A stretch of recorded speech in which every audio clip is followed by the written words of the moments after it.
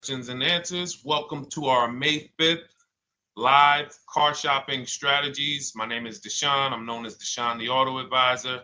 And over the next 60 to 90 minutes, I'm going to be sharing what we call the cars from home philosophy, the way you can shop, get bids, make your car buying simple, empower yourself, and guarantee that you did not leave any money on the table. We're going to talk about a lot of things you may not be familiar with. We're going to talk about things you have not heard before. We're going to tear back some mindsets that the car business has programmed in us for their profit. And we're going to tear down those mindsets because they're costing us thousands and they're making the greediest dealers in this country thousands of dollars. And we're going to get rid of that. So this show is sponsored by my new digital book. It's called Cars from Home, 7 Steps to Saving Time, Money, and Avoiding Dealerships. So I wrote that book to give you everything I know, everything I learned at Mercedes-Benz, at General Motors, running my own brokerage, and the hundreds of people, thousands now, that we've helped since 2021 to empower themselves in their car purchases. So part of my welcome offer to you is it's normally $97. You can get it for $24. That's my welcome offer for 30 minutes, anytime during the broadcast. As we go, you can get yours in my TikTok bio, in my Instagram bio, the YouTube comments, and the Facebook comments. It's a 75% off discount as part of my welcome offer for those of you who take action. And you'll have everything we teach here for the rest of your life. And you'll be able to move the same way you're going to hear me move and the way a lot of people I'm going to show you guys are moving. So no questions off limits. Feel free to start typing your questions. We are live on Instagram, TikTok. Hang on. I got Instagram up here. My man Dolan is moderating, so we're going to try to pull in every single one of your questions. Again, this is our May 5th live. We are live. It is Monday, so let's get to the questions. Okay, we got some coming in already on TikTok, Dolan.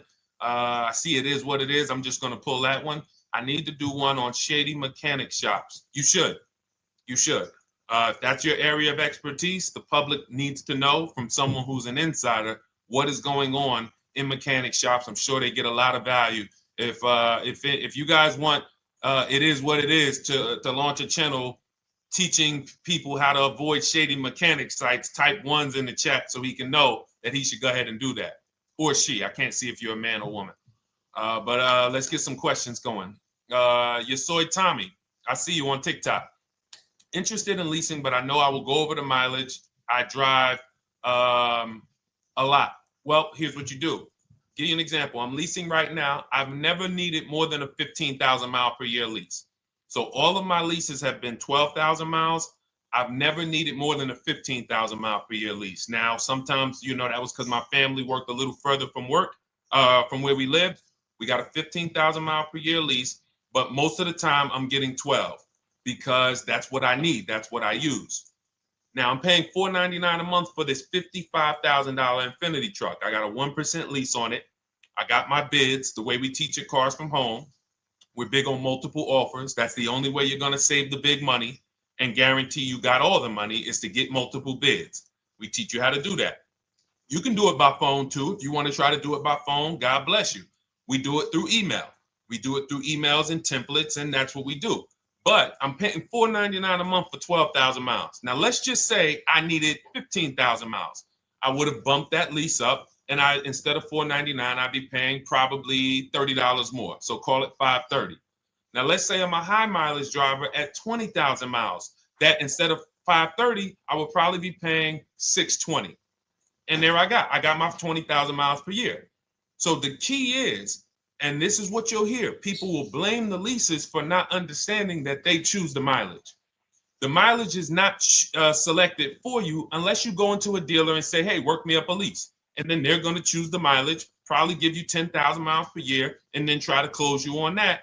But that's not the way we shop. We're going to shop and we're going to adjust our miles based on what we need. So if I needed 20,000 miles per year, I would probably be paying $620 instead of $499. If I needed 25,000 miles per year, I would probably be paying $680. So I'm just paying, we get what we need and we enjoy our leases. because when we buy these cars and we drive ridiculous miles, we depreciate our cars, we destroy the value, and then we still have a loan on it in a lot of cases for a vehicle that we have destroyed the value in because we put 60,000 miles on it in 3 years. So our loan is moving very slow, but our vehicle's value is dropping through the ground very fast, which is typically how we end up with $15,000, $20,000, $25,000 in negative equity. I used to see it all the time in dealerships, especially when I was in when Uber took off. When Uber took off, year later, 2 years later, 3 years later, we had tons of people coming in with Hondas, coming in with various cars that had 200,000 miles on them, but they still had 3 and 4 year loans left. And, that's just a recipe for disaster. That's a recipe for disaster. So you should not be leasing, though, if you keep your cars 8 years. Some of you familiar with the 8-year rule, you understand. Everyone should not be leasing. I want to make that clear. Some people say, Deshone, you believe everyone should be leasing? No, I don't. If you are not keeping your cars 8 years, then you should be shopping for below market leases. Don't forget those 2 words, below market leases. Because if you're paying what everyone else is paying for their leases, it's not going to make sense. Some of these strategies are not going to make sense. You need to be getting below market leases. And the way we do that is to comparison shop, get multiple offers from dealers, have them compete for our business, and then we get these leases that no one else can get. Great question. So what if I go over 20,000 miles? What do you recommend doing? You choose your mileage wisely. In my book, I have a section called Choosing Your Mileage Wisely. The whole key with leasing is to scope out the mileage you're going to use, and that's what you shop for. If you know you're going to do 25,000 miles that year, you would do 25,000 miles on your lease. But you don't shop this way. We always shop with 12. A problem with leasing is once again, you go into the dealership, you say, work me up a lease. They're going to work you up what they want. They're going to say, hey, put 5,000 down. Who's had that happen? You go and you look for a lease and they tell you how much money you need to put down. Type me if you've had that happen.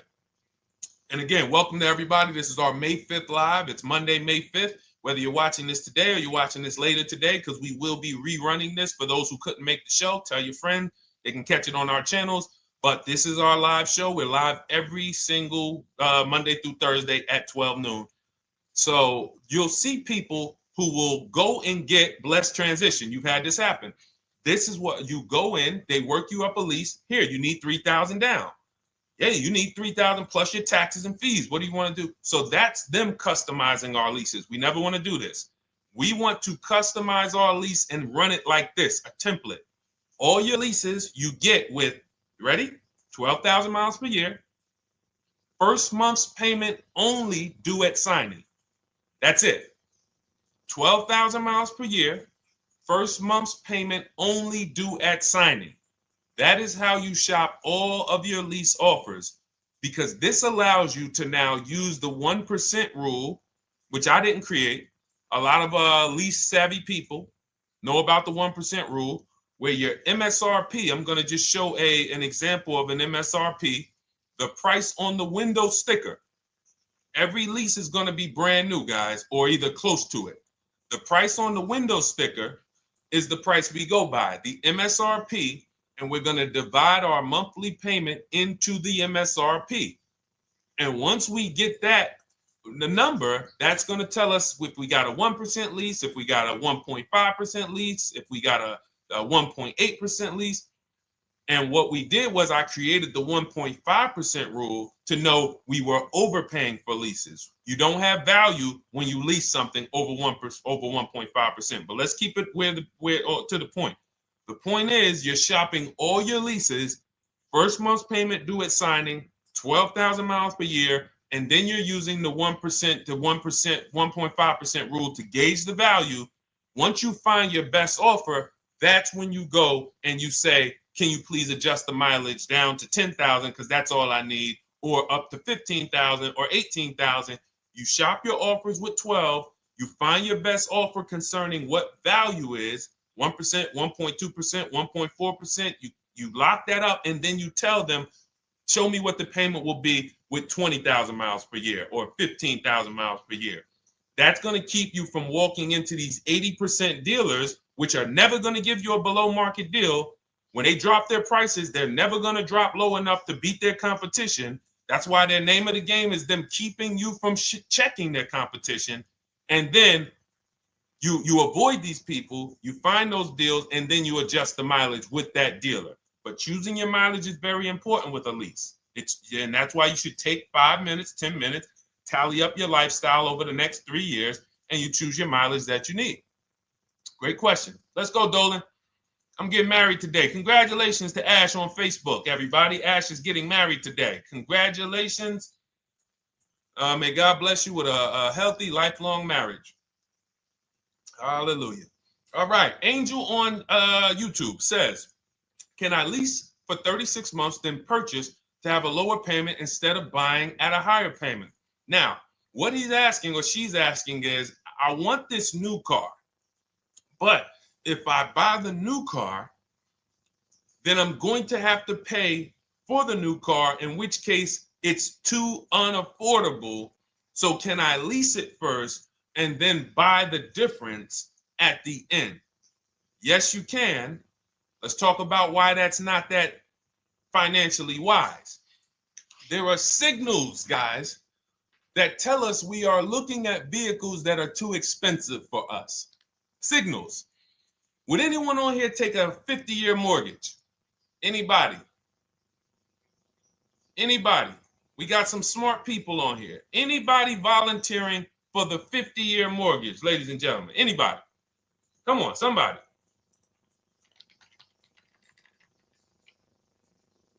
No, why not? Why not? Why is everybody saying no to the 50-year mortgage? Because we know it's ingrained in us that a 50-year mortgage on a house means we can't afford that house, right? Same thing with cars. There's signals. And so when we cannot finance a brand new car and it's affordable, what should we be doing? We should be going to get a pre-owned car. That's what we should be doing. So some of you have the luxury where you could afford both a new version of the car you want, and you can afford a pre-owned version, of course. So you might say, Deshone, I could afford both. I want this car, but I could afford, which one should I get, new or pre-owned? Thank you to the new gifter, Jeffrey Jones. Welcome. The Black King. Thank you so much. Gifter badges. Appreciate everyone who supports this broadcast. Thank you so much. You helped me to keep this information going. So what you're saying is, I could afford both. Which one should I get? In that case, it's a matter of your values. Do you want a brand new car? You want to treat yourself? You only get it every 10 years. So it's like, hey, I only get a new car every 10 years. I'm going to treat myself to a brand new one. Curtis Thomas, thank you for sharing. Or you might say, you know what? I want to go to value play. Even though I could afford a new one, I want to knock 20, 30, 40% off the price, and I want to get me a pre-owned version. So that's the people who could afford both. Some of you, you're like Angel, who like, I want this car, but I can't afford it new. In which case you go pre-owned, because you don't want to lease a car 3 years, even if you get a below market lease deal, great lease payment, turn around and buy the difference, because you're typically going to need a 5 or 6 year loan for the difference. Once you get that 5 or 6 year loan, you add that to your 3 years that you leased the car, and you got 8 to 9 years of payments on the exact same car. 8 to 9 years of payments on the same car. This does not make financial sense to pay that long on a car. This is, you can't reach the reward stage where the car is paid off and you're putting money to the side for maintenance and repairs. You know, you got a paid off car, because the goal with purchasing is to get to that long-term ownership where the car is paid off. I don't owe anything on it. You know, I got a couple $100 I put to the side for maintenance and upkeep, but that's all. That car is paid off. I can keep that thing for 15 years. I can pass it down to my son, my daughter. We got an extra car in the family. That is the value of purchasing. So if you have a payment for 8 years on a car, you don't get to that stage. So that's why before I would ever recommend someone lease and then purchase the balance, I would recommend someone purchase a quality pre-owned car and get it at a below market price. Okay, does that make sense? Okay, everything that we're talking about, guys, is in my new digital book. It's called Cars from Home, 7 Steps to Saving Time, Money, and Avoiding Dealerships. Has everything we teach, because the name of the game is learning how to structure your deals. When should I lease? When should I purchase? And then once you have your structure, getting bids on everything to make sure you don't leave any money on the table. When you get bids on everything, you're never going to lose any money on your trade-in, because you didn't just get one offer on your trade-in, you got bids. You're never going to overpay for your interest rate, because you didn't get one offer on your loan, you got bids. You're never going to overpay for the new car or the used car you're buying, because you didn't get one offer on it, you got bids. And that empowers you to control the transaction. That is what we teach. That's in my new digital book, step by step. You can get your copy for 75% off, normally $97, but it's part of our welcome offer for 30 minutes. You got it in my TikTok bio, Instagram bio, YouTube comments, or the Facebook comments for $24. Okay, enjoy it, use it. All right, let's keep it going. I need to buy a car. I want to know how to buy the advertised new the new SUV vehicle for under $10,000 or even under $20,000. I don't really understand the question. Let me read it again. I need to buy a car, and I want to know how to buy the advertised new vehicle for under $10,000 or even under $20,000. Are you saying that's the discount you're looking for, or are you saying that is my budget? Please let me know. I don't quite understand. Go ahead to the next one, Dolan.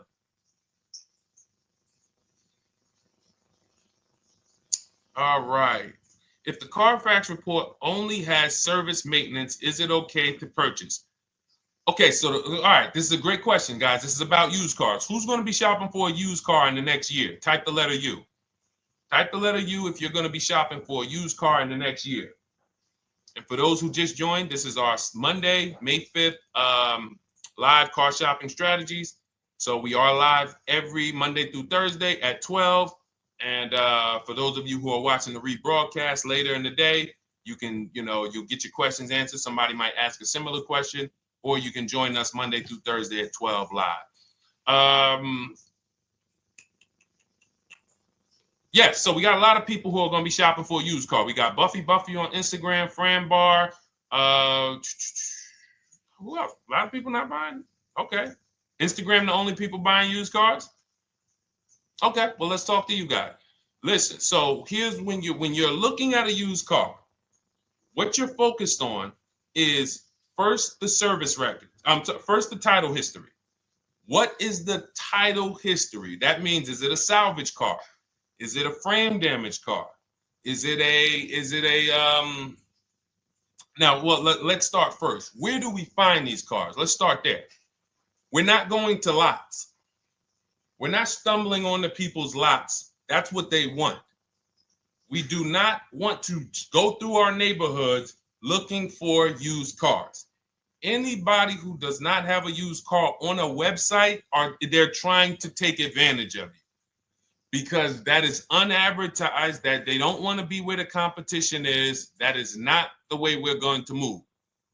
And for years, it was like that. You drive past a dealership on the weekend, you see hey, oh, look, they got this nice yellow car, a nice big red car outside, and you just pull right in.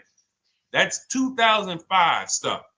Now, every used car, we need to be able to compare it to the whole market, which means we need to see it on a website, on a marketplace. So we're opening up, this is called my multiple marketplace strategy.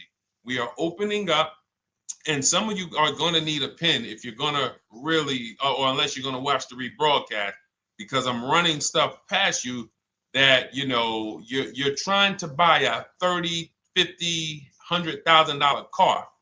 We're not talking about how you're going to get a couple things from Amazon and, set up a little home studio for $2,000. We're talking about the second most expensive purchase most of you are going to make. So it's understand that you're going to need to focus in order to get the most out of what we're talking about. So we're going to go to the marketplaces. The marketplaces are Carvana. They sell their own inventory.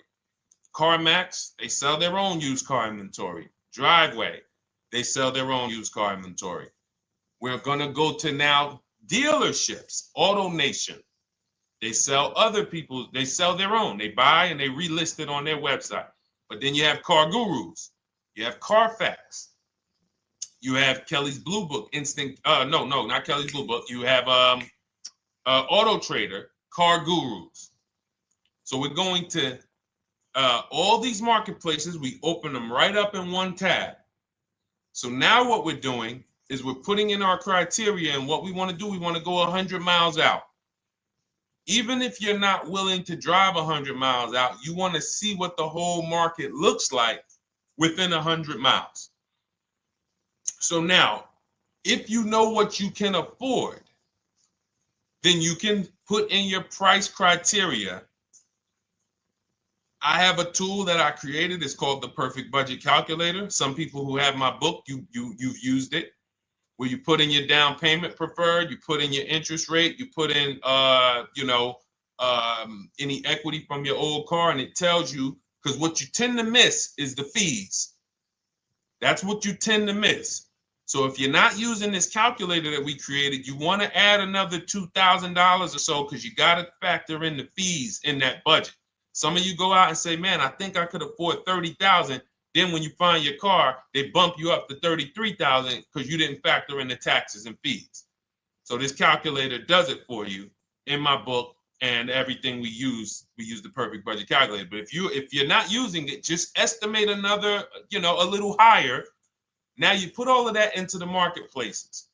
Now you're looking for what the inventory is. Now, here's the reason why you must open up all these marketplaces. First reason, they have different cars on them. Carvana and CarMax has different cars than Car Gurus, Cars.com, Auto Trader. There's different cars on them. Another reason we need to open it up is because sometimes you'll see one car here on Car Gurus for $31,000, and then you'll see that on Auto Trader, they marked it down $2,000, it's $29,000. And you're like, wait, why the heck is it lower? This is the same car. Well, it could be because this marketplace got the notification first to lower the price, and maybe this one takes a little longer to see that, oh, maybe that takes 24 hours before their updates take effect. So that's why you want to open up all these marketplaces. Now you're narrowing this down first based on your color choices, what options you want, your models, and now we're starting to narrow this thing down. So we're narrowing it down. Now we start to look at the history of these cars. This is the best way to start narrowing down your used car search. Let's now dive into the history. I need the Carfax. Now, some of these websites will give you a free Carfax. Some of them will try to make you buy a Carfax. Now, I'm going to give you one of the secret strategies that we've been using for years in my book, and I'll tell you it right now. It is how we get free Carfaxes, because when we get to most vehicles, you guys, for those of you who are just meeting me, I worked in Mercedes-Benz for 5 years and General Motors for 5 years, and I ran my own brokerage. I started it in 2016, and I ran that while I worked at the car dealership. So I have a lot of experience and have seen a lot, and that's why I'm able to teach these things. I also love numbers. But one of the things that I know is almost every dealership has a contract with Carfax. So every dealership, we pay Carfax already. So what we're able to do is when we list our inventory on our websites, we're able to list the Carfax with it. We're able to provide that free of charge. But when we pay Auto Trader or Cars.com or Car Gurus, we are not able to actually push our Carfax to that marketplace. But if you come to our website and you find the vehicle on our website, most times you will find the Carfax for free. That is what we have been doing for years.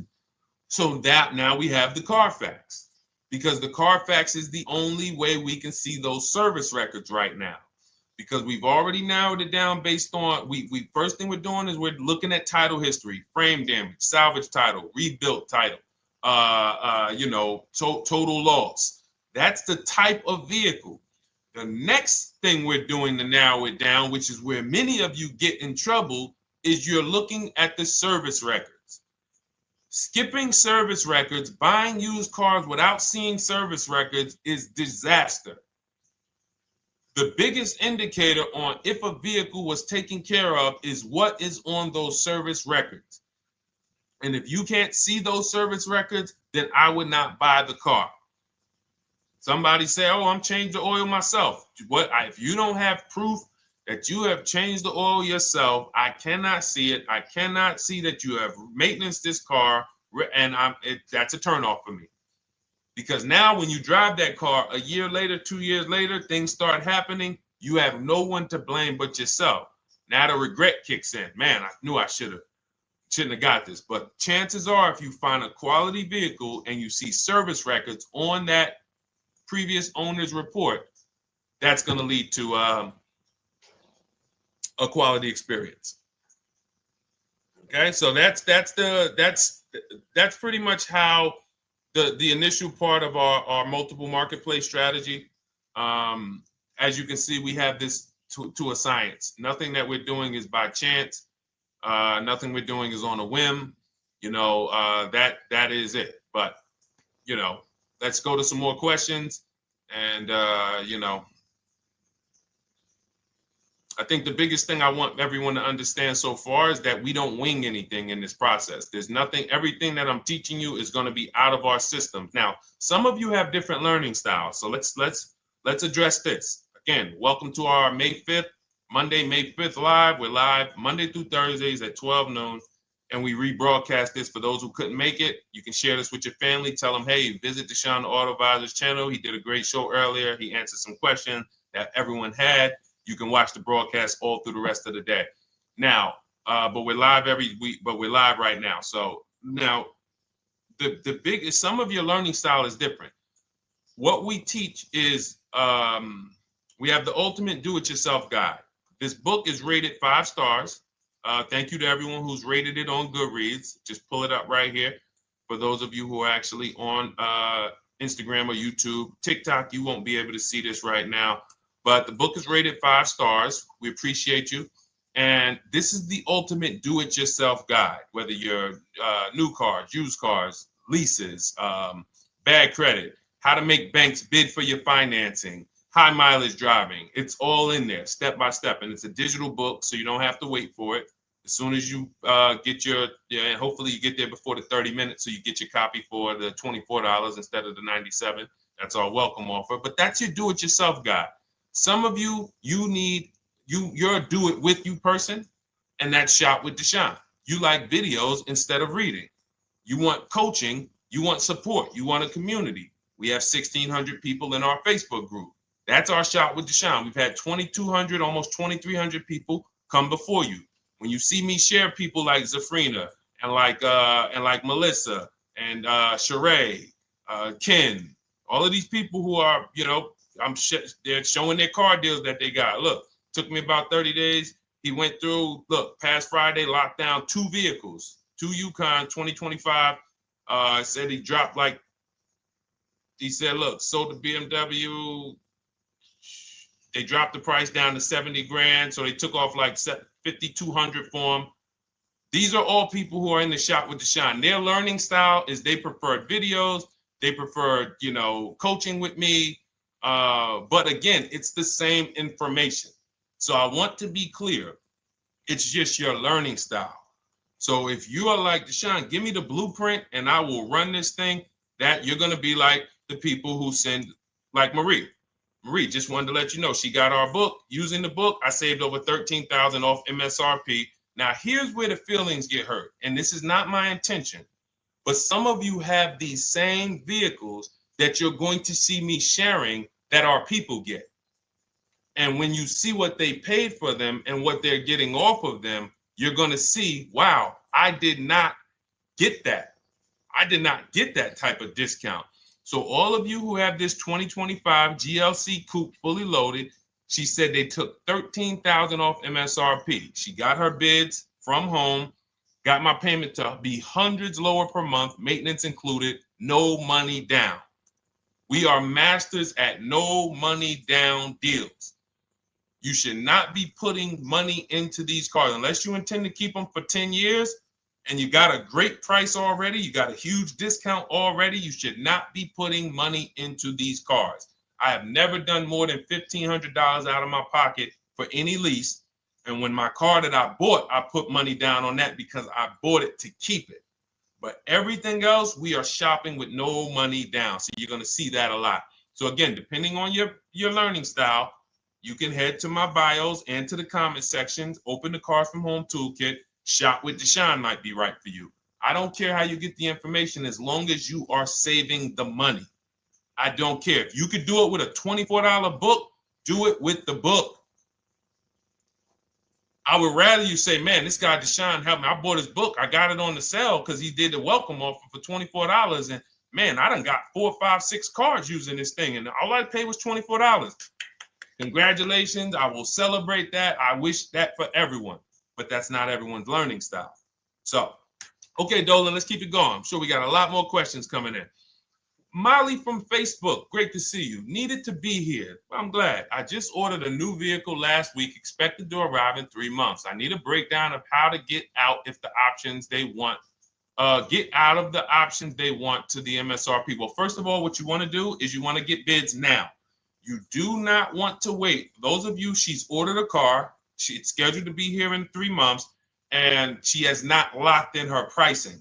Now, the reason when we order a car, we are always getting our bids first because the closer your car comes to arrival, the less leverage you have. They know once that car comes in there, she's been waiting for 3 months.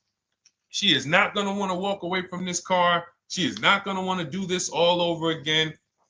And they're going to probably take a shot and say, or if you look for a discount at that point, you probably are going to be like, no, I'm sorry, we can't give it to you. So what we're going to do is we have to now send that request out. Now, there's 2 ways for you guys to do this, whether you're leasing or purchasing new cars. 2 ways for you to do this. You can do it your way, which is calling around.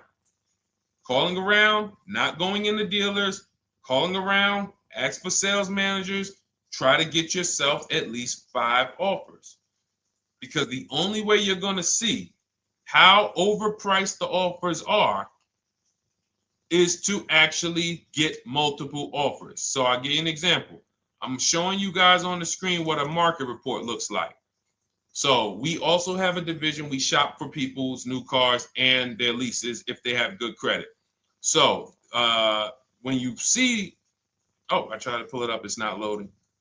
So what you're going to see, and some of you who've used our stuff, you can testify to this.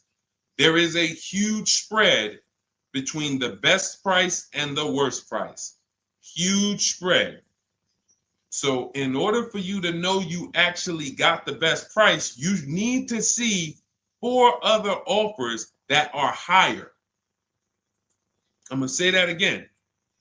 Thank you to all the gifters on TikTok. Thank you, Jeffrey Jones. Appreciate it. You need to see other offers that are higher. So let's go back to my car. This dealer who won the bid for my Infinity truck saved me over $8,000. Now, he said to me when I was making the deal with him, he said he knew that I was not going to find a better offer because he had used a special coupon he had to apply towards the deal. He needed the deal that month, and that's why he won the bid. So he's able to take off $8,000. If I was purchasing, I would have got $8,000 off the price. But I leased it, so my lease payment was $499 a month with $1,270 down total. And $1,270, $499 of that was my first payment. So every other offer that I got, $560, $605, $640, $700, $750. That's how you know you did it right. If you don't have a bunch of the 80%, we call them. This is the 80%. Some of you have heard me say we don't negotiate with dealers with fake fees. It's a losing battle because even when they take off all the fees, they're still super high. I'm going back and forth by email. So if you're using what we teach, you're taking minutes out of your day. You're going back and forth with email. We close deals in 60 to 90 minutes. I'm not inviting anyone to car college. 60 to 90 minutes of emails back and forth. Next thing you know, we're closing a deal. But you're going to see, even after back and forth and telling the dealers through email, you can do it by phone. Hey, I'm shopping other dealers. Please make me your best offer. I have all the templates written. So when you're using our stuff, you don't even have to wonder what you're going to say. You just copy and paste our template. But even after that, you're going to see, wait, these people are still giving me super high prices, even though I told them I'm shopping, even though I told them I'm serious, I could buy the car right now, even though I gave them every single thing I need to give them to get an offer, they're still $150 a month higher than my best offer. That's going to prove to you that they are the 80%. They are not coming down. When they say this is our best deal to their customers walking inside, they're not lying. It is their best deal. It is not the best deal. It is their best deal. Their competition's best deal will blow their best deal away. And the only way you do that is by getting bids. So that's what you need to do, Molly. Take exactly what you're looking for. If you want to call around, call some sales managers and say, hey, listen, this is what I'm looking for. I put in an order, but I'm not dead set on the price yet. Haven't really gotten, I want someone to lock in a price for me. And hopefully you're purchasing, because if you're leasing, it's tough, because once that lease comes in, you do not know what the lease program is going to be. So if the lease program is bad, then you could find yourself jammed up. Now, here's what we try to do to prevent that. It's not always possible. Here's what we try to do. Once you have found the best dealer who's won the bid, now what you're going to do is say, based on this price that you're selling me the car for, can you give me a lease estimate now? So let's say I'm ordering this Infiniti. I shop around, I find a dealer who says, all right, Deshone, I'll place the order. I'll take $6,000 off list price for you if you do the business with me. Perfect. Can you give me a lease quote based on that now? I know this is not the vehicle. My vehicle's coming, but can I get some type of an estimate of what it would be? And then I look at that, and if it's affordable, now I place my order. But I'm not placing an order for a lease blind, not knowing what my payment's going to be when that car gets here. Okay? Does that make sense? I know I may be typing, this is heavy. That's why I told you guys, when you're here with us in car buying, below market car buying strategies, this is like short 60 to 90 minute master classes.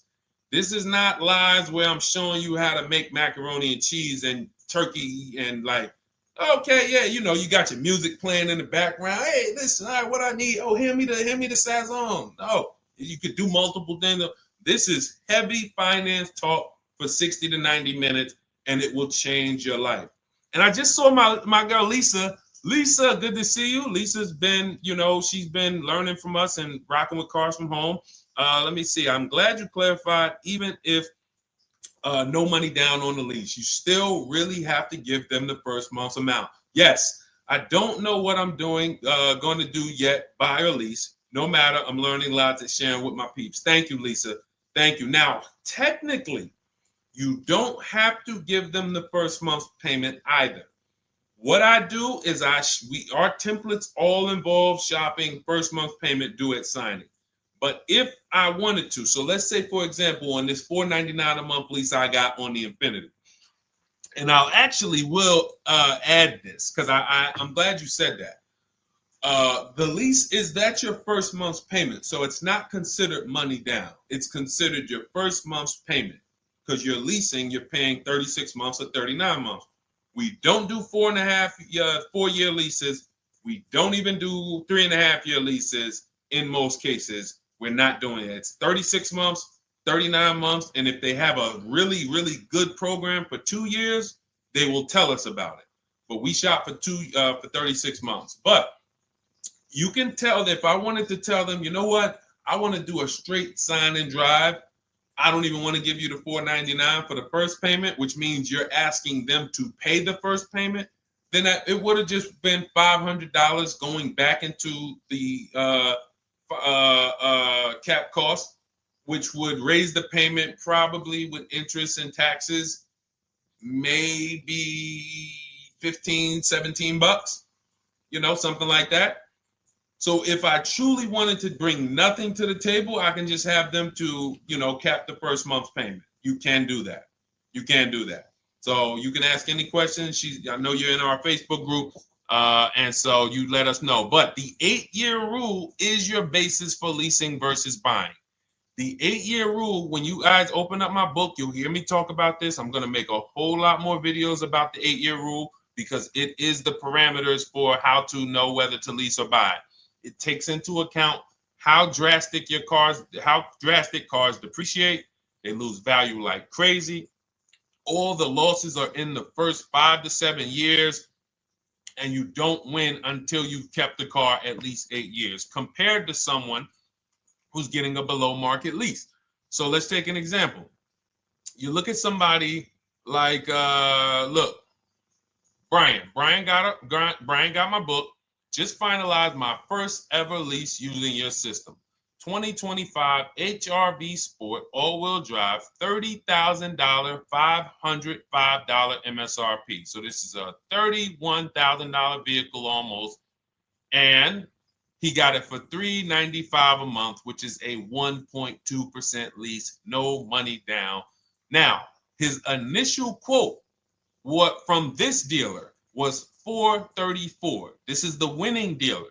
But in my book and in our systems, we have a counter offer calculator where we put all the offers we get into the calculator, and then it calculates the best offer and it tells us what to counter. So his initial quote was $434. He countered with the calculator and ended up closing his deal at $395. So these are the people that, for all of you who you're like, wow, are there any cars out there with a $300 payment anymore?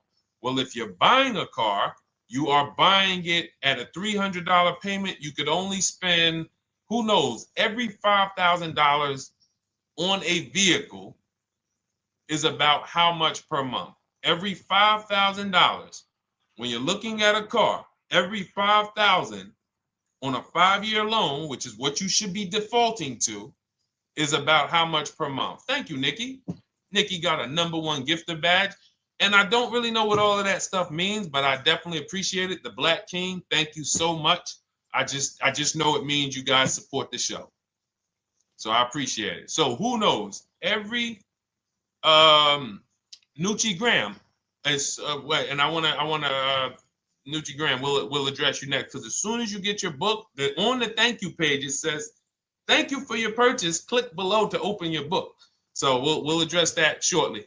But okay, thank you, Lisa. Yes, every $5,000, and Nikki, $100. So this keeps you in the safe zone. When you are looking for how much loan I'm going to take, you are looking and saying, every $5,000 is going to cost me roughly $100 per month. So if I want to spend $400, then my loan needs to be about $20,000, which means I'm looking at this car. If I'm going to buy it for $23,000 plus fees, and I want to be at $400, I'm going to have to come up with some more money down, because I need to get my payment here. I need a $20,000 loan. I'm not going to go in looking at a $20,000 car and thinking, man, can they get me to $250 a month on this? No money down, because the math doesn't make sense. Because the only way they can get you to that is to put you in a 7 or 8 or 9 year loan, which is a horrible deal. And they've done it to a lot of people, because you go in and you just say, get me to this monthly payment. And they're like, well, you didn't say how long. You come in later, hey, man, my loan is, I remember, man, a guy called me, and this is, unfortunately, people are not trained to look at how long their loan is. Early in my career, I think I was still with General Motors, and a guy came in and he had some vehicle, And he was like, you know, D, could you look at this, man, and tell me, because I don't, you know, I'm trying to get out this thing, man. They telling me I can't get out of it now. That's a recipe. You bury yourself when you make these types of moves. They're saying I can't get out. I looked at his contract. It was a 96-month loan. 96-month loan. So he's in a 96-month loan at a high payment. He's going nowhere. And what it came from is him going in and saying, hey, get me to this payment. My payment's affordable, but how long is the payment? That determines what you're paying for the car. So when we say, yo, are there $300 payments out there? I'm showing you. Leasing, there's cars you can drive 30,000 miles, $30,000 cars, beautiful vehicles, payments in the threes when you're shopping and getting bids, and you're finding vehicles with great lease deals. At the same time, on a pre-owned car, that's only going to get you under 20 grand, between 15 and 20 grand. So it's about getting the most for your money. And getting the most for your money, you must take into account the 8-year rule. If I'm not keeping a car 8 years, I should be shopping for a below market lease. I'm not tying up any of my money in this car because I'm not keeping it long enough to have all of that money benefit me. Does that make sense? Type ones if that makes sense. Type dollar signs if that makes sense, because this is about money. If I'm not keeping the car 8 years, then all the money I'm going to tie up in the car to pay for it, to pay off the loan, to do the maintenance, to change the tires, to change the brakes, to change the oil, to change the brake fluid, the transmission, all of the money I'm putting in that car, just normal maintenance. I didn't say anything broke. Normal maintenance over 7 years. I'm not going to keep the car long enough to have that make sense. Whereas had I leased, I'm just below market leases. I'm just literally paying cents on the dollar, changing my oil. Most of the times I'm out the car before I need brakes, unless some of you are driving 15,000 mile a year leases, and then sometimes you will replace the brake, but it still does not compare to the cost of purchasing. And you know, throughout the show, I'm gonna show a lot more lease deals and a lot more discounts. But the reason why I show you guys the lease deals is because the money doesn't lie. Unless you're just hell bent on paying more, the money does not lie. You can't compare when I was, you know, I'm driving $40,000 cars, my payments have a 3 in front of them, and my friends are driving $20,000 cars and their payments have a 3 in front of them. And those cars are used, need maintenance, you know, warranties done ran out after 4 years. I'm over here driving brand new cars, problem free, and they're paying the same amount or more than me, and they're driving inferior products. And then once they really get tired of the car, they go ahead and they trade it in and they start the process all over again. So it's bad financial advice that the car business never trained on, and they just love for people to be ignorant. But we're not going to be ignorant here. All right, Dolan, let's keep it going. By the way, all of you who just joined, this is our Monday, May 5th live. We are live every Monday through Thursday at noon. So for those of you who may be watching the rebroadcast, we rebroadcast the show all through the day. So for those who missed the show, you can either, you know, or some of you want to tell your friends, oh, hey, you're shopping for a car, go watch this show. And we'll rebroadcast this show all through the day. And we rebroadcast all the episodes through the weekend. So for those of you who didn't have time, you're like, man, I want to catch up on all the shows, all the questions that were asked. We'll rebroadcast those through the weekend. But we are live every Monday through Thursday between 12 and usually 1:30. You can have your friends and family tap in. You can bring your questions, and we try to get to as many as we can. All right, Dolan, let's keep it moving. Let's get to some more. What are the companies for loans? Well, there's a lot of them. First thing you want to do is, so we teach something called the bank bidding war. This is a question, because here's my question to you guys. Where do you get your car loans from? Here's my question to you. And I'm going to tell you how we should change the answer, because I know what some of your answers are going to be. Where do you get your car loan from? Some of you are going to say my bank. Some of you are going to say the credit union. Some of you are going to say the dealership. But all of those are not the answers we want to go with anymore. Here's the answer. You got it, Nikki. I love Nikki. Whoever gives me the best rate. That is going to be the answer moving forward. If you're using what we're teaching, that's your answer.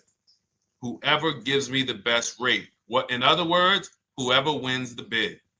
So what we're doing is we are not just going to our credit union and having them run our credit, give us a rate, and now we going out and we're shopping with a check in hand and we're shopping with our back against the wall because the bank says, well, hey, you know, your pre-approval expires May 17th, so you hurry up and find a car or you're going to have to come back and run your credit again. Now we're over here and our bank is putting our back against the wall. That's ridiculous. So what we do is we use what you should do is you should look at the average interest rate. If you have average credit, look at the average interest rate, and then you use that to budget. Again, I have a calculator that we invented. It's a proprietary calculator. You can't find it on Google. It's in my book. It's in our course, Shop with Deshone, in our checklist, our video checklist. This is stuff that, again, we don't, if you notice stuff that I teach, it's not anywhere. Deshone, why can't I find an 8-year rule on YouTube? It's because it's Cars from Home. We created it. I can't find the 1.5% rule. No one else teaches that because it's our intellectual property. We created it. I don't mind people saying it, but they need to understand we didn't find this stuff. We created the stuff. So calculators, we invented them. So this calculator you take this interest rate, but even if you want to use a standard payment estimator calculator, you can take just what I said. Remember, add a little bit more for the fees, because that's what you're not taking into account. The fees, the taxes, and that's where we get in trouble. My calculator, our perfect budget calculator, does that for you. So now you want to look at the average interest rate. Type in average rates for cars. Use that for your budget, just so you can know about how much car I can go and get. So between what I told you about the 5,000 being $100 a month, and that last part about, adding a little bit more and using the average interest rate, you should have a good gauge on a range of car to go and shop for. Now, once you now shop your market, whether you're shopping new or whether you're shopping pre-owned, once you find no one's touched your credit till now. No one has touched your credit with a hard pull, especially not. We do not, in order for this to work, like what Nikki is saying, where you're only giving your business to the bank or credit union that gives you the lowest APR. In order for this to work and for you to be able to shop freely, no pressure, you need to make sure you don't let anyone run your credit with a hard pull before you find your best deal on a car. Soft credit pulls, estimates of budgeting, the way I just said. Now, you go out, you find your car, whether it takes you a week or a month or 3 months. Bang, I found my car now. You lock the car up, put it under contract, you leave your deposit. You never, ever. How soon when you get a car does the dealership want you to take it? I like asking questions like this because we can prove how predictable most of the car business is. How soon after you purchase a car does the dealership want you to take it? Thank you, Janae. Immediately. Now, the reason for that is, there's various reasons. There's various reasons. Right then and there, Molly, yes. But what I want you guys to focus on is what you lose by taking it right then and there. You lose the ability to shop the interest rates. And shopping the interest rates is very important because you'll always wonder, could I have gotten a better rate? So what you do is you lock the car up, you let them know, hey, I'm going to go home, just give me my, let me get my paperwork so I know exactly how much I need to tell my bank. And here's the key, if you guys can beat what my bank or credit union gets says, then I'll give you the loan. See, some people think that I teach don't let the dealerships compete. I never teach that. What I teach is don't let the dealerships be your first offer ever.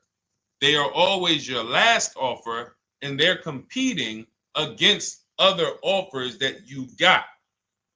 So now you're going home, your car's waiting, you're going to see what your bank, your credit union can do, and then you go online. You can go right online. Auto loans online, auto financing online.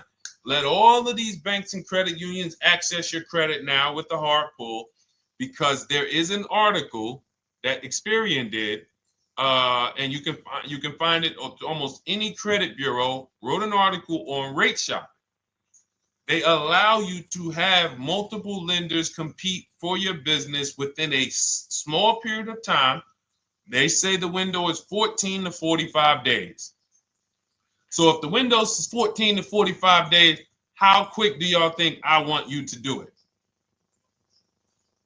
If the window says, because that's a big window, as long as you shop within that window, at the end, those multiple inquiries will have the same weight on your score as one inquiry, because it looks as if you were shopping and you were doing your due diligence. Thank you, Greg, Sheila, with these gifter badges. I don't know. It's like a nice. I appreciate it, Glendale. Thank you. So with these, when these banks are competing, what you're trying to do is say, everyone here on my end, we call this the bank bidding war. This is round two. Round two is you are bringing your car home. I'm sorry, you are at home. You're going online. You're calling your bank. You're calling your credit union. If you have one, you're going online. This will take you literally one day, not even. This maybe take you an hour. Because if they say that the window to shop is between 14 and 45 days, I want you to do it in 24 hours. We want all the competition in 24 hours. Because that guarantees we are way within the window. They're going to look and see, wow, this person bought a car. They had multiple lenders competing in a small period of time. They're not out here just letting people run their credit over, every week. Some new banks running their credit. So now you call the dealership afterwards. You say, hey, the best offer I got was from such and such credit union or such and such bank. If you guys can beat it, I'll give you the business. You allow the dealer to now shop you to their banks. In which case, they're going to call you and say, hey, good news, we got you a better rate. Or, hey, good news, we couldn't beat the rate, but we can match it. In which case, they save you the time, they save you the paperwork. Or they're going to say, hey, listen, that's a great rate you got. We can't beat that. None of my banks can beat it. And in which case, we guarantee all around we got the best rate, which is the goal we're looking for. As Nikki said, I'm only giving my business to who gave me the best rate. That is the bank bidding war. So when you get your digital book, Cars from Home, you'll get that in writing. We also have it in our Shop with Deshone video checklist for those of you who are more do-it-with-me types. Again, we're all about your learning style. And some of you just like, Deshone, I see you.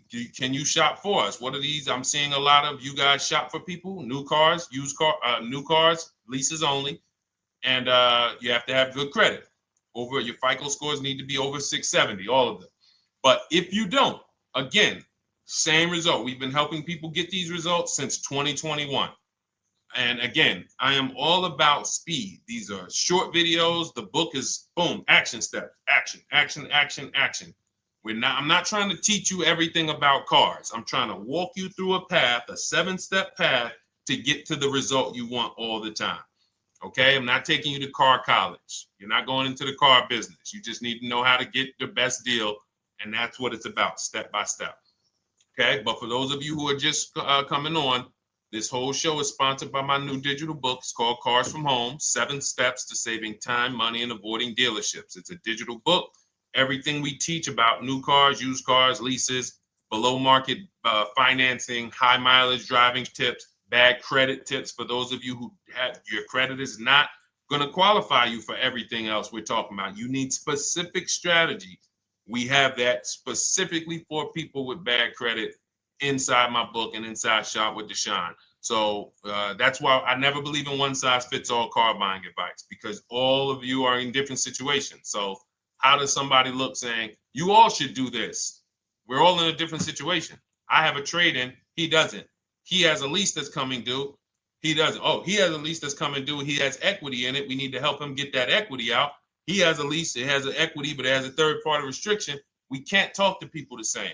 That's why everything we do is custom and letting you know, no matter what your situation is, it's very common to us. Very, very common. So, all right, let's keep it going. We got some more time, Dolan. Pull them up. More questions. All right, yeah, I see we got a couple more coming in on TikTok. How do I get the book? Well, the book is in my TikTok bio. In my Instagram bio, there's a website there. It's Cars from Home Toolkit. And then you'll see the welcome special for $24. So the book is normally $97, but as part of our welcome special, you got 30 minutes to get yours for $24. So you won't pay the $94. You get 75% off. We also have a link for you guys on Facebook and YouTube in the comment section so you can get your copy. And if you're going to spend a couple more minutes with us, I would appreciate if you share the broadcast with one person that you care about, so that can help. We can help get this information out, and we can help change lives. If you didn't receive your ebook, well, first of all, as soon as you purchase your book, you're going to see a thank you page. It says thank you. Screenshot this page, and then it says below, click the link below to open your book. So you actually get the link to open it as soon as you make the purchase. And then I say I also emailed you a copy. So sometimes people type their email in, one letter's wrong. Obviously, we can't send a book to an incorrect email, which is why I have my support team's email right on there, so that if you don't see that book within 5 to 10 minutes, you email my support team, hey, I didn't get the book. They'll get you the book right away. So as you can see, I want you to, Dolan, can you put up, do we have anywhere with, we can put up the support team's email for this person, and just send an email to support. There you go. Thank you so much. Support at Deshone the Auto Advisor. Thank you, Dolan. Best moderator in the world. All right, so shoot them an email. Just let them know. Give them your first and last name, and they'll check the record, make sure that we have a purchase from you, and they'll send you your book right away, so you can dig right into it. Okay? All right, let's keep it. We work with clients all around the country. What I'll start doing, I wanted to bring some on here today, but I can't load them up. The system is showing an error. So I got a lot of people. I always bring tests. I always like to show results. So, you know, I'm a results person. So you'll see a lot of people that I share. Brian, who has our book, and, you know, his lease, Marie with her $13,000 off. All of these people made deals from home. They were not in a dealership negotiating this. You got, look, Frank, I bought your book, used your system, and just closed my deal and have positive results to report. I love when y'all email me, by the way. Like, please continue to do this. A caveat is I wanted a just released 2026 Genesis G70 Advanced, and there are no incentives. I could have gotten incentives on the 2025. However, I wanted the 2026, and I was willing to pay. So even with high demand cars, even with cars that are rare, this is the situation. I reached out to 20 dealers, and I received 9 offers for 36 months, 12,000 miles on a $58,000 MSRP. The initial offers range from $1049 to $901, with everything in between. I counter offered using the calculator that we have, and closed the deal at $815 on a $58,000 MSRP. That's a 1.4% deal. Now, mind you, that on a vehicle on a 2026 with no incentives, which means every bit of that was the dealer taking off money for him. He probably had to get at least $5-6 grand off to have that deal come in the 8s, when other dealers were quoting him 9 up to 10 and, you know, mid $1,000 range. So, you know, but so I show the book testimonials. I show my Shop with Deshone testimonials. But I want to start bringing these market reports so you guys could actually see that's our team shopping all around the country. And that allows us to stay, we're able to just stay on top of the market, like from state to state. It proves like this stuff is not, oh, if you're in New Jersey, the deals are better. Hey, if you're in Florida, the deals are better. If it's California, we don't have deals out here. All of this stuff is not true. And thank God we have people using the Cars from Home systems, be it by book or be it by our video checklist, or be it us shopping for people all around the country where we can tell you beyond a shadow of a doubt. I can show you market reports from Texas, from Oklahoma, from South Dakota. We did a deal for a Mazda, a South Dakota deal, Nebraska, California, Florida, Georgia. We're shopping for people all around the country. And there's great deals everywhere in the country when you know how to make dealers bid. Because you're always going to find that 20% dealer who just wants to beat their competition. They're the best in the region. And you got to go out to find them. You got to have a system to find them. Because most of the dealers are not them. Most of the dealers are the 80%. That's just the way it works. It's a numbers game. And the 80% are very expensive. And when you walk into the 80%, they'll go down. You're like, oh man, all right, can you take off? Can you get me down? Like, yeah, man, you're like $150 a month higher than where I could be, my max. And they go back and forth. They're like, man, I could take off $50 a month. Ah, man, that's the best you could do. And then next thing you know, you get down to 100. Yeah, all right, we'll take off $100 a month. And you're like, all right, I guess I'll take that. You don't realize that a 20% dealer, not only were they nowhere near your max budget, they were $100 less than your max. You're talking to the 80%.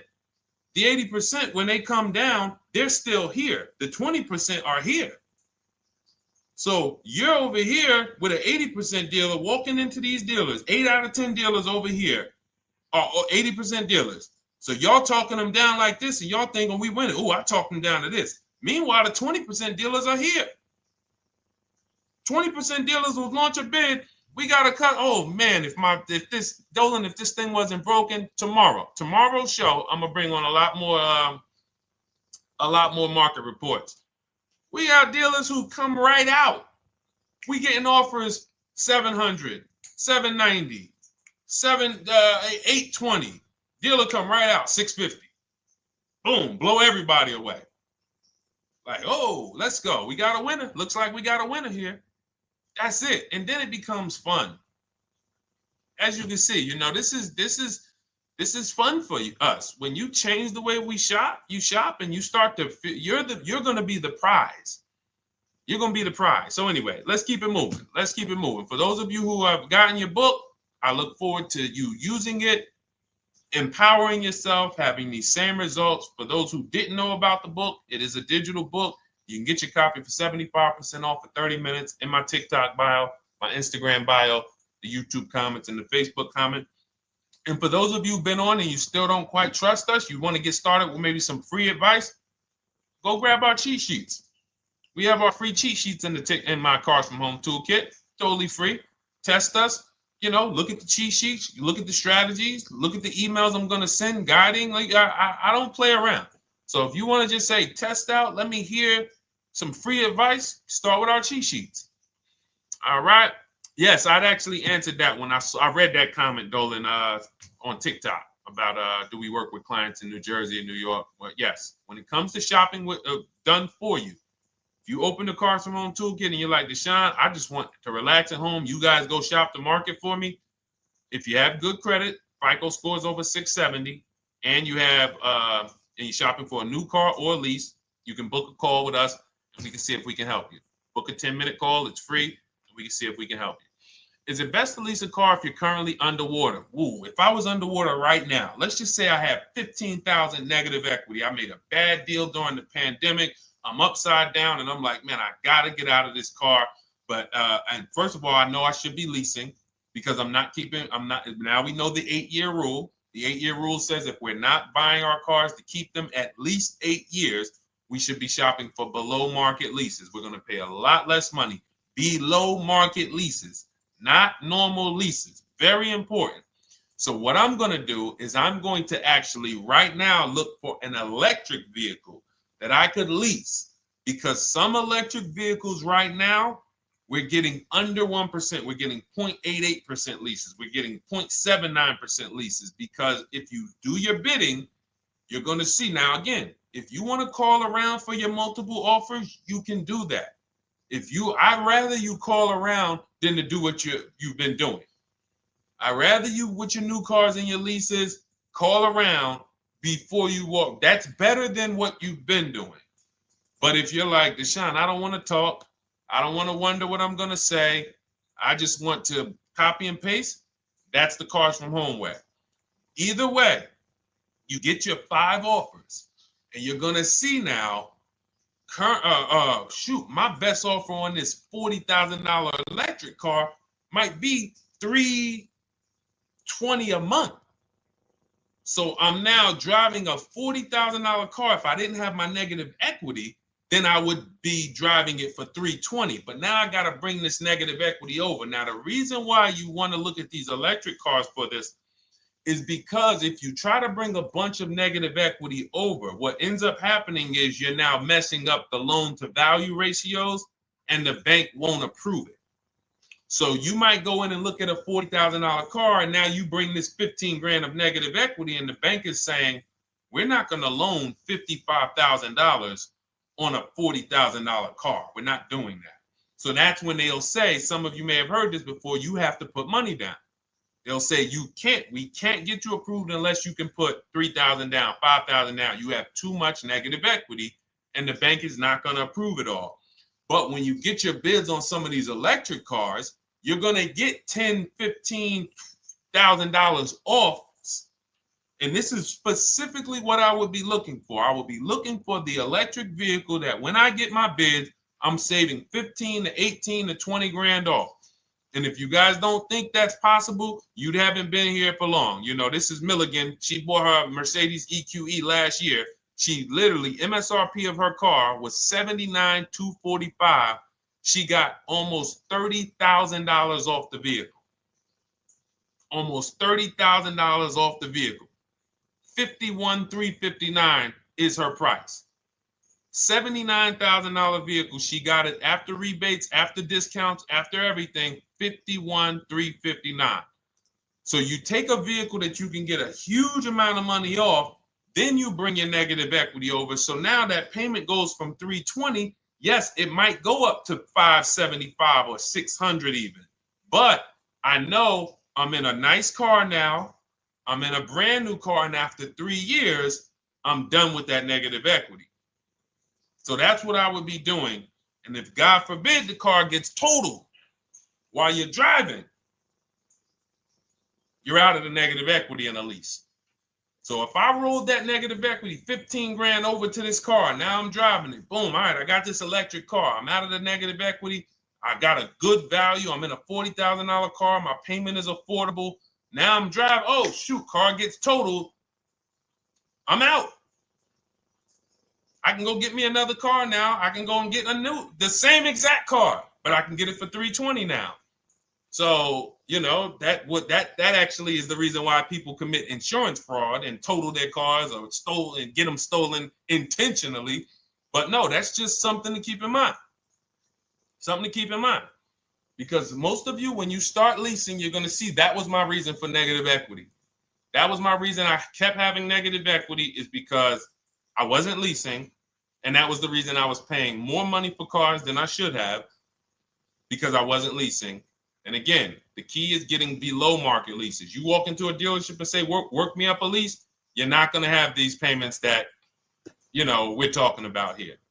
It has to be below market leases. That comes through multiple offers. Only way. All right, let's keep it going. A lot more questions. No gap then. Is that your first time leasing? Well, no, we'll get to that. I see it's a little conversation happening on TikTok over here. By the way, everyone, this is our Monday, May 5th live. We're live Monday through Thursday. Tell your friends, please. I would love for those of you who are going to keep joining us to see some friends tomorrow, family members tomorrow, co-workers. When you are at work, when you're talking to people, if they say they're car shopping, I would love for you to invite them to our live shows Monday through Thursday at 12. And if they couldn't make the show, we will rebroadcast each episode for the rest of the day. So after today, after we end the show, if you guys want to refresh on some things or you want to whatever, you want to send people, we will rebroadcast this episode for the rest of the day. And then on the weekends, we put together a weekly compilation. We broadcast them all just for the people who couldn't make the live shows. But every Monday through Thursday, we are here. And yes, happy Cinco de Mayo to you too, Nikki, and to everyone who celebrates. All right, what do you think about waiting till December month, mid-month to buy a vehicle? I do not. Dealers need cars to sell before that. It's a myth. All right, we're going to dispel a myth, okay? When have we been taught that the best time to buy a car is? Thank you to everyone running up the likes on TikTok. We're at 3,400 likes. Every time you hear something you like, you double tap the screen. That makes a big difference. It sends a message to TikTok that we're doing something good over here. Okay, end of the month. Yes, sweet now. End of the month. So we're gonna peel, like I told you guys when we started the broadcast, right? We are gonna, yes, Molly, last day of the month, right? So this is what we have been taught. Last day of the month, come on in. That's where your deals are, right? Let's look at this logically. As a former car salesperson, the times where where I saw the dealer or myself being the most desperate was the times where we did not have a lot of customers. Sometimes you look up, it's the 10th of the month. They call us into a sales meeting. They say, hey, guys, we got to sell 200 new cars this month. We are only at 40. We are way behind. We are tracking way behind. Call anyone you know who's a real customer. We are entertaining every reasonable offer. Now, you've been taught there's a group of people that we know are coming at the end of the month. There's a group of people that we know that last weekend they're going to rush. But there's no desperation there from us because we know they're coming. So we look and say, I'm much more desperate at various times throughout the month than I will be at the end of the month. Because think about it. Every time you go into the dealership at the end of the month, is it dead or busy? You go into the dealership most of the time at the end of the month, is it dead or busy?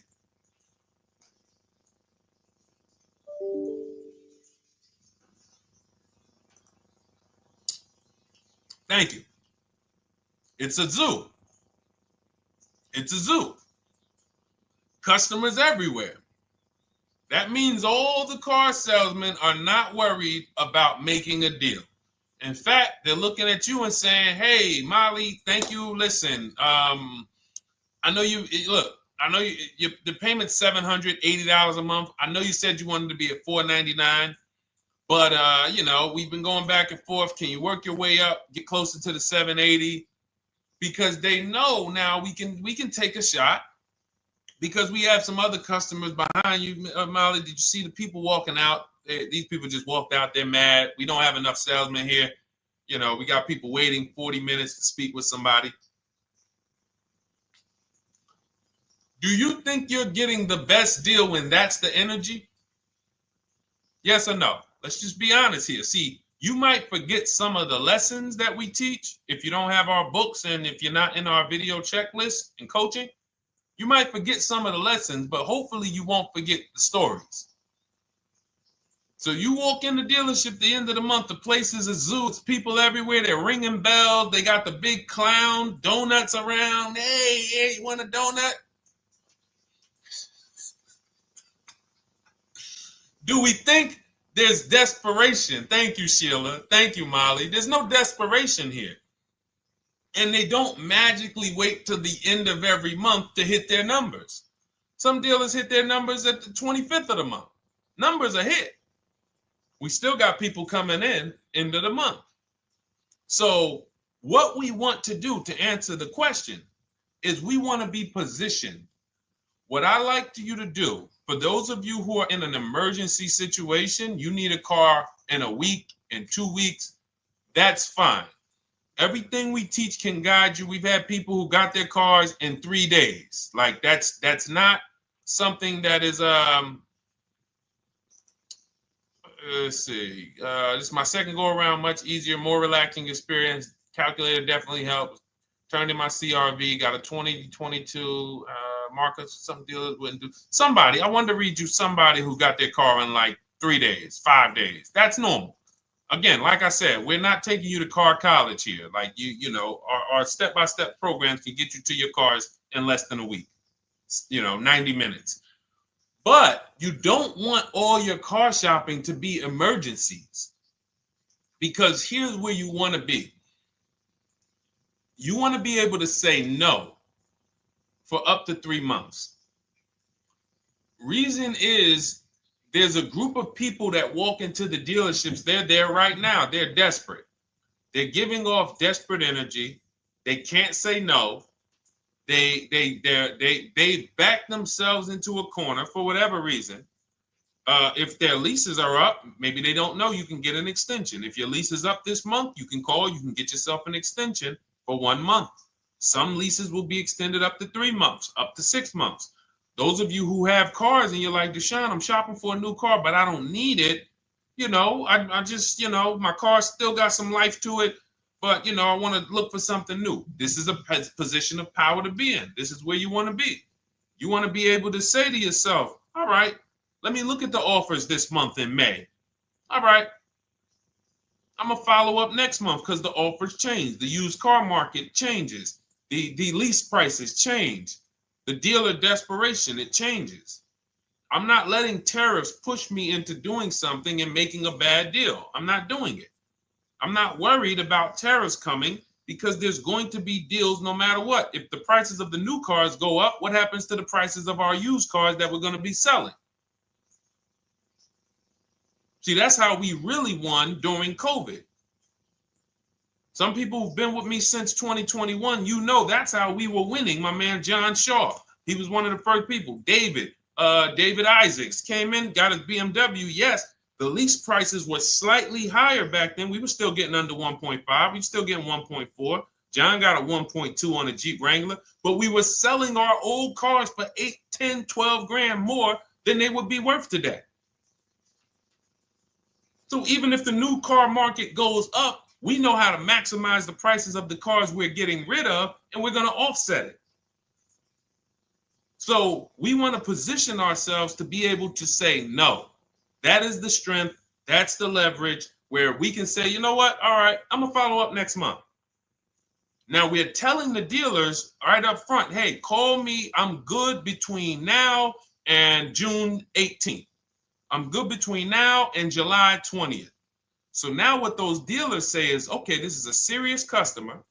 By the way, we have all this in templates. In my book, you fill out the template, you fill in, here's the day you can buy a car. This is your deadline. When we blast it out, these are things you can call dealers and you can tell them, hey, I'm good between now and anytime before the summer.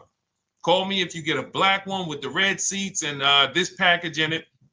If you want to call around, you want to do it that way, you could do that. But what you're letting them know is, call me when you want to make a deal.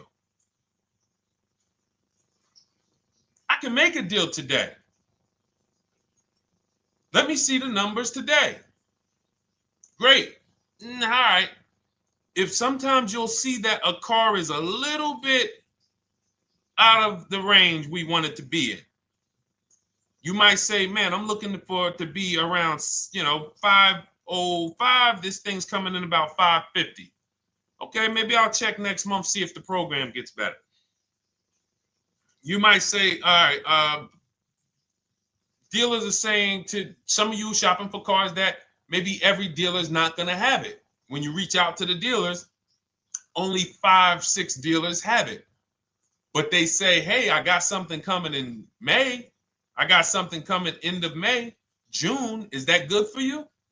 See, they're desperate customers. They can't say yes to that because they back themselves into a corner. But you guys now operating with a 90-day shopping cycle. If a deal comes today, I'm jumping on it. But if you got something coming next month, I'm jumping on that. Call me when you're desperate. Call me when y'all have that meeting. Hey guys, we're way behind. Listen, we need a deal. I'll take any deal right now. Hey, is that person that Sheila McCauley, you know, that last month, her number, we couldn't make that deal last month. Did she get a call yet? Hey Sheila, did you get a call yet? No, I'm still waiting. Okay, great. We can get to your number now. Perfect. Thank you. Positioned.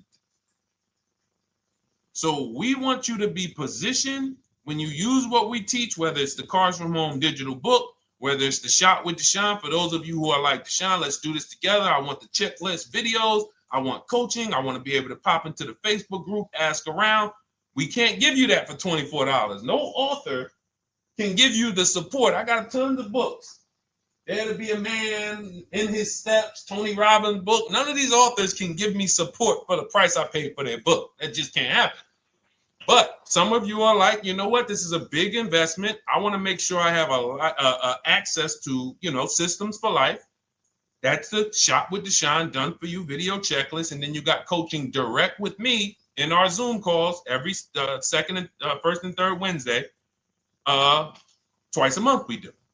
And then we got our private Facebook group with 1,600 people. And then some of them are sharp as me. I'm telling you, let's look at, you know, y'all know I brag about Rosalie. If you like Rosalie, if girl got 4 cars in within a year, you know. Her first car was the Infinity. She got her Infinity truck. And I was sharing her a lot last year when she got her Infinity QX60, but she recently shared that she got 3 vehicles.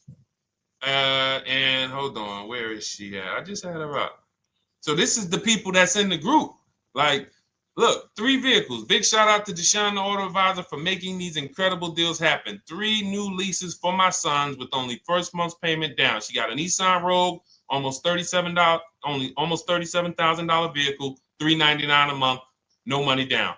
Mazda CX-30 Sport, $28,000 vehicle, $28,300, $339 a month. That's a 1.2% lease.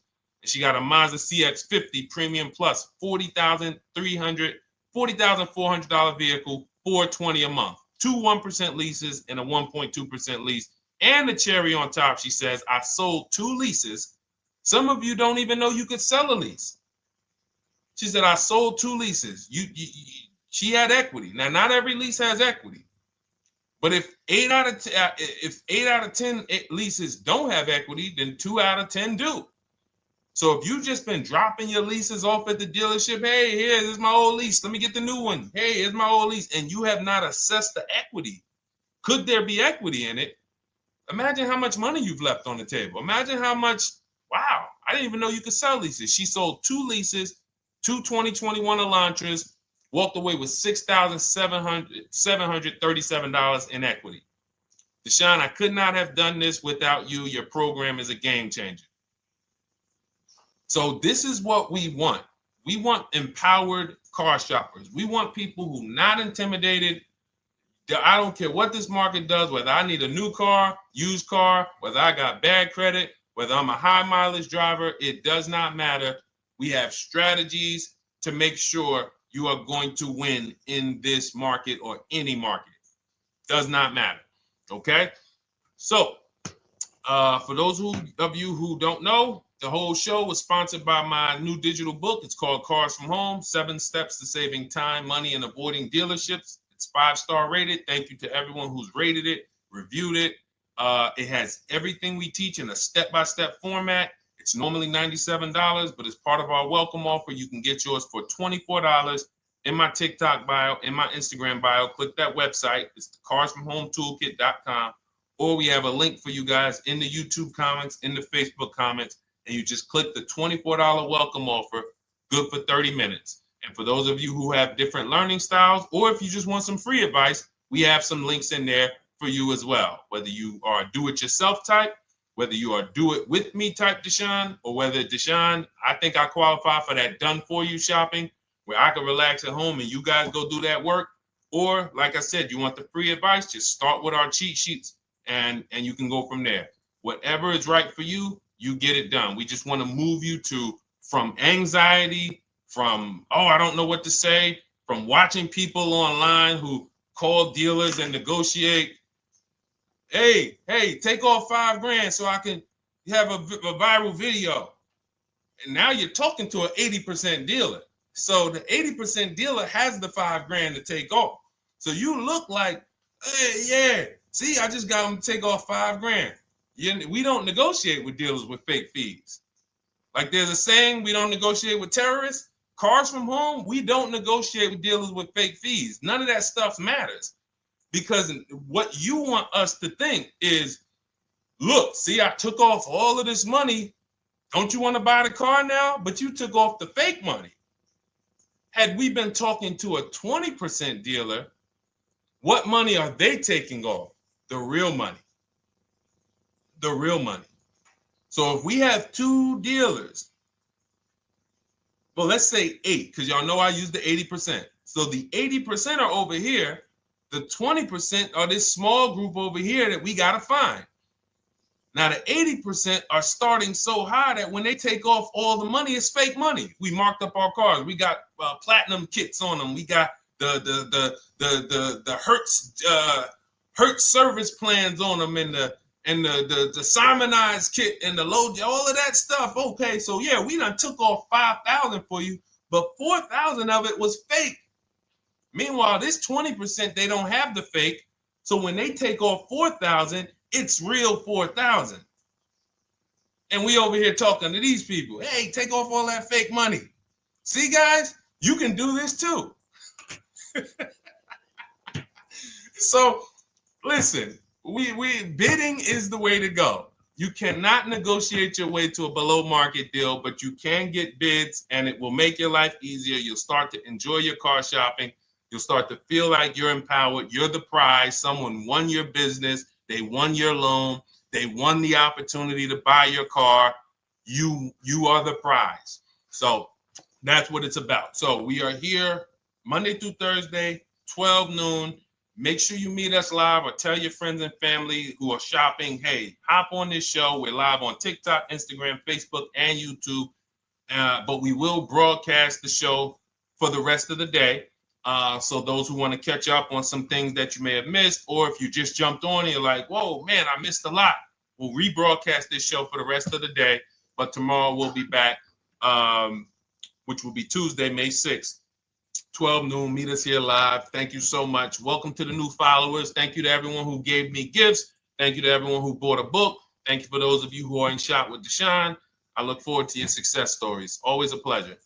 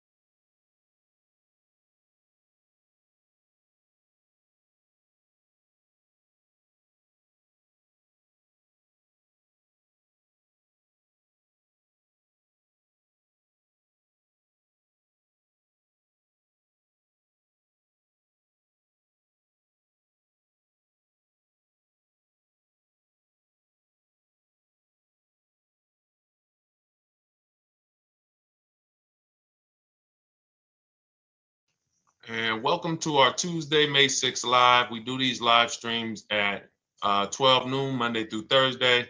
I am your host, Deshone the Auto Advisor. And for those of you who've never met me, I have devoted the last 4 years to teaching people how to get the best deals on cars and to learn all the mistakes that the industry, the car industry, would love for you to continue making, because they make a lot of money when you make mistakes. And so what we do here is we really just do questions and answers. I will teach on various topics that I feel are widely misunderstood, like the subject of leasing.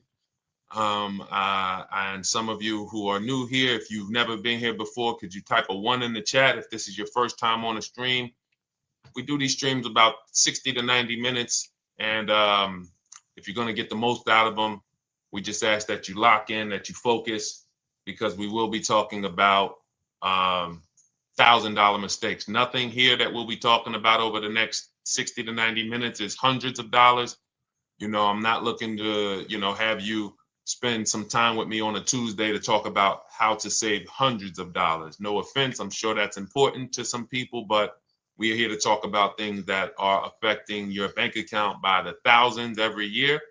And so if you got some time, I would love for you to hit the like button, like wherever you are, and let's just tap in. You can start to type your questions. This whole stream is sponsored by my new digital book. It's called Cars from Home, 7 Steps to Saving Time, Money, and Avoiding Dealerships. It's a digital book. It's 5-star rated. Thank you to everyone who's rated the book and reviewed it.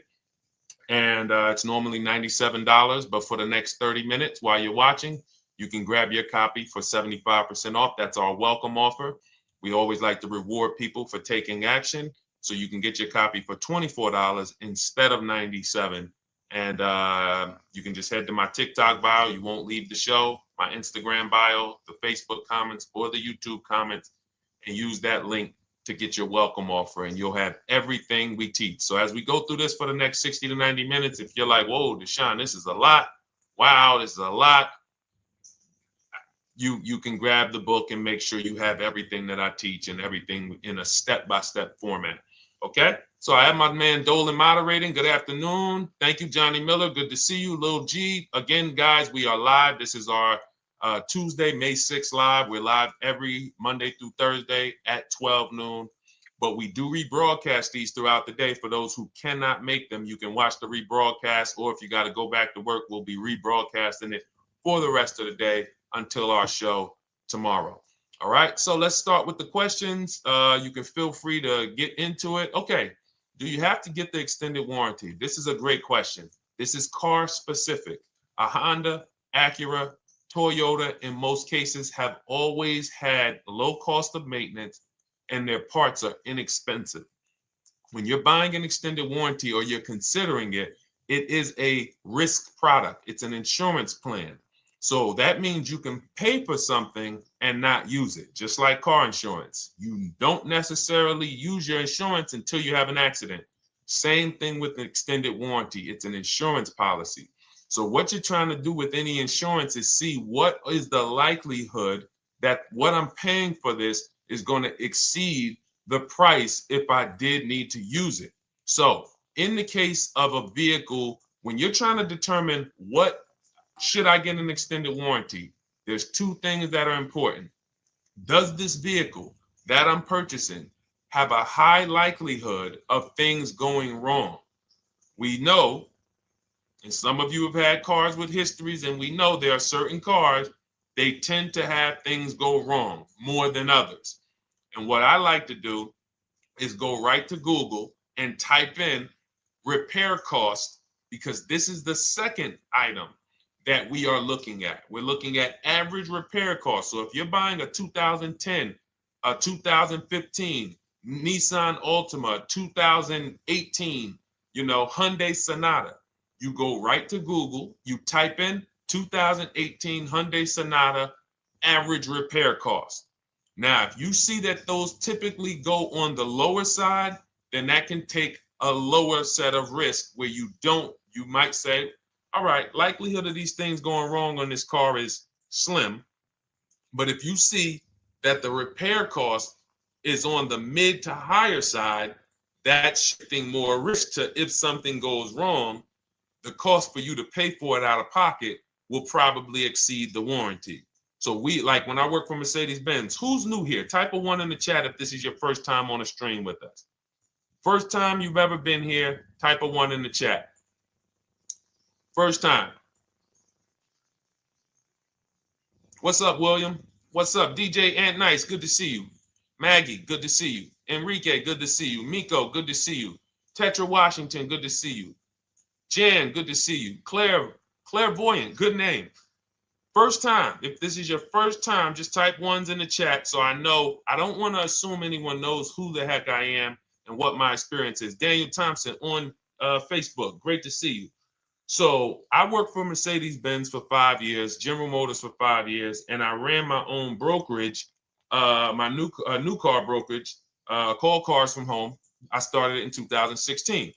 Now, when I worked for Mercedes, when people were purchasing a Mercedes, what I would tell them is buy as much warranty as you can afford.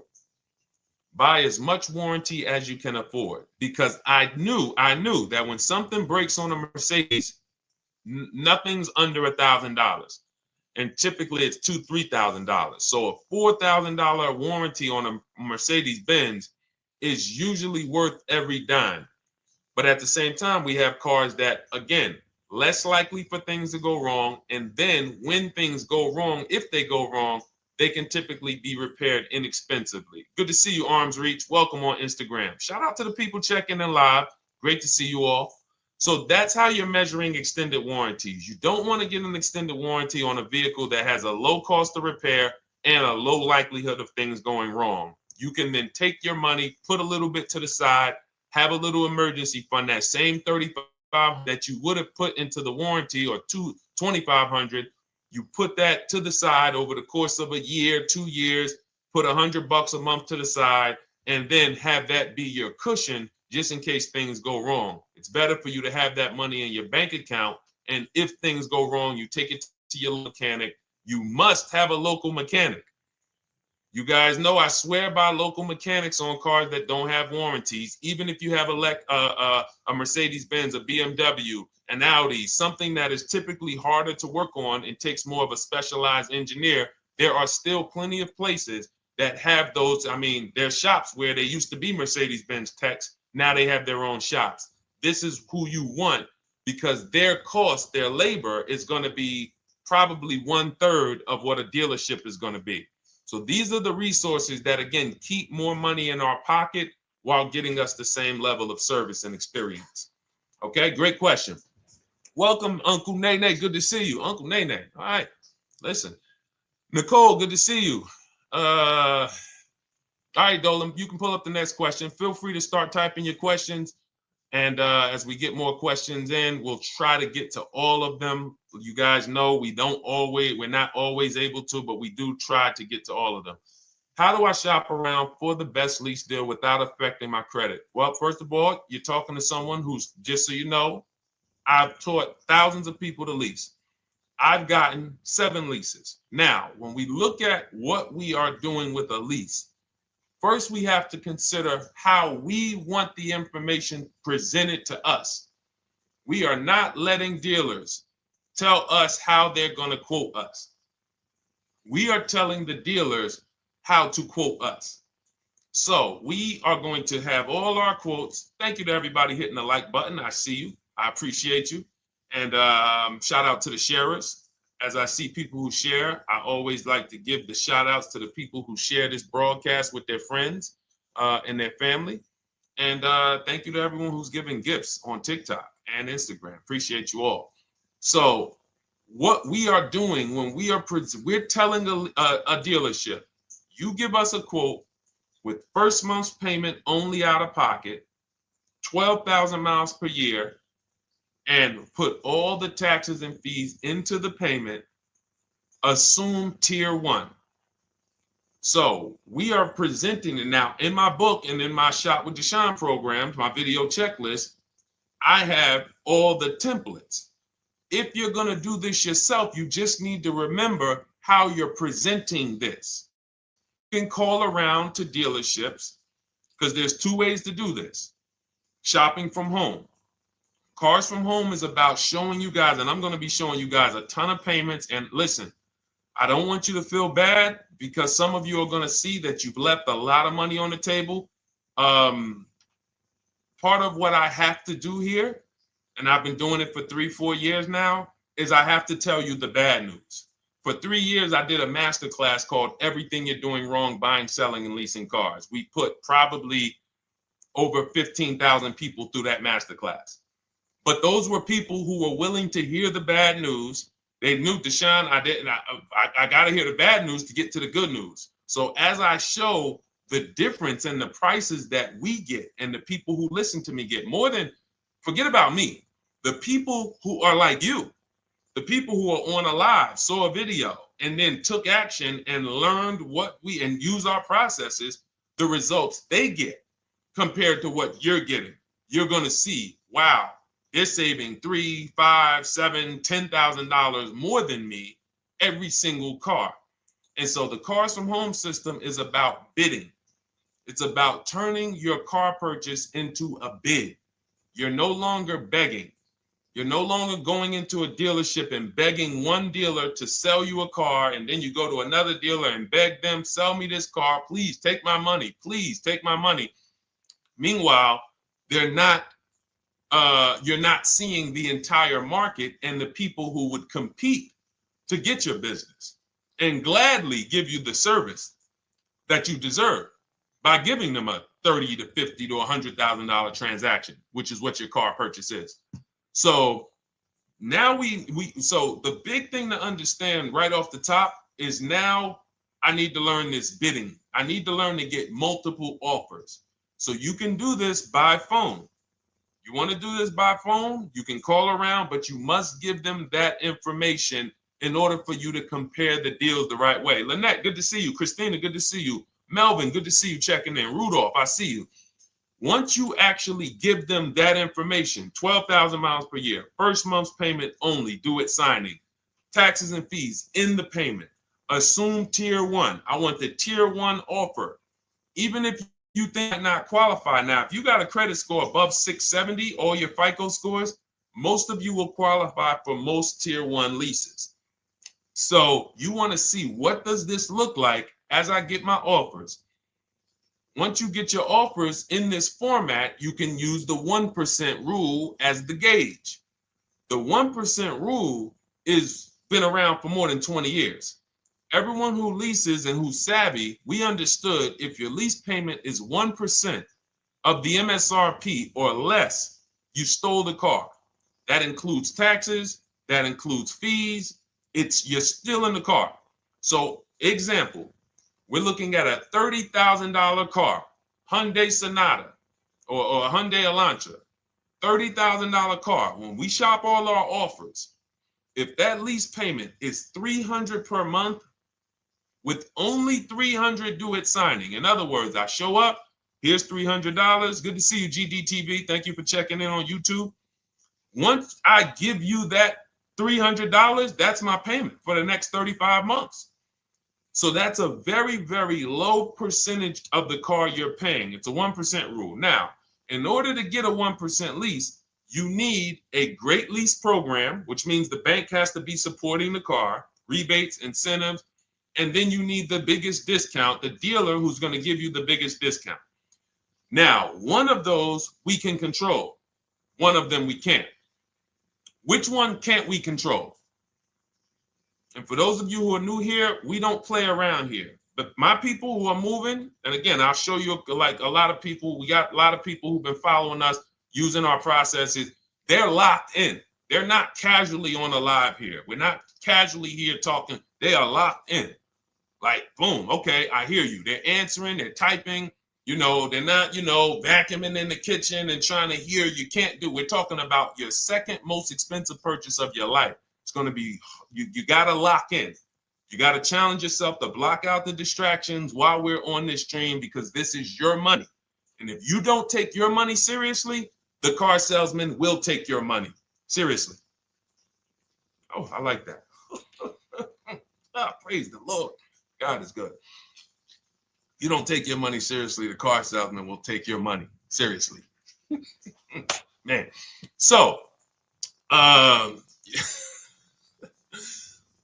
right, now somebody remind me the question I asked. I got so happy about that little catchphrase that I forgot who we were. So I know we were discussing, okay, we're talking about the 1% rule. So now, one of the things we can't control is the bank. We don't know what the lease payment, what the lease program is on a car. So when we shop cars, we are going to now look at multiple offers, and here's what you're going to see. Now, I'm going to show you an example of how we know or how we expose where the dealers are concerning pricing. Now, you can't see this on TikTok, but on YouTube, Instagram, Facebook, you guys can see this. I'm going to tell you guys about it. YouTube just doesn't let us do the same type of stream. But this is a particular Infiniti that we shop for. We have offers ranging, this is a $61,000 vehicle. We have offers ranging from $680 per month, which is a 1.1% lease. So a $61,000 car, $680 per month, that's 1.1%. We divide the monthly payment into the MSRP. Now, we can see here that there are some offers already from dealers that are almost $900, $889 per month. $889 per month, $873 per month. So now when we look and we say, whoa, how can we have two, like we have all these dealers have the exact same car, yet one of them is $200 per month higher than another dealer. Exactly. We call them the 80%. The 80%, even after back and forth, even after, hey, we'll take off some money. All right, we'll drop the payment $50 a month. Their offer is still so high. It's a horrible deal. Now, why would they offer this?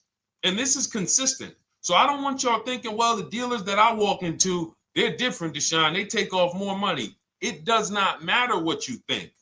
If you don't have the market reports, if you don't know how to get multiple offers so that you can see, we do this all around the country. We have students all around the country in Cars from Home.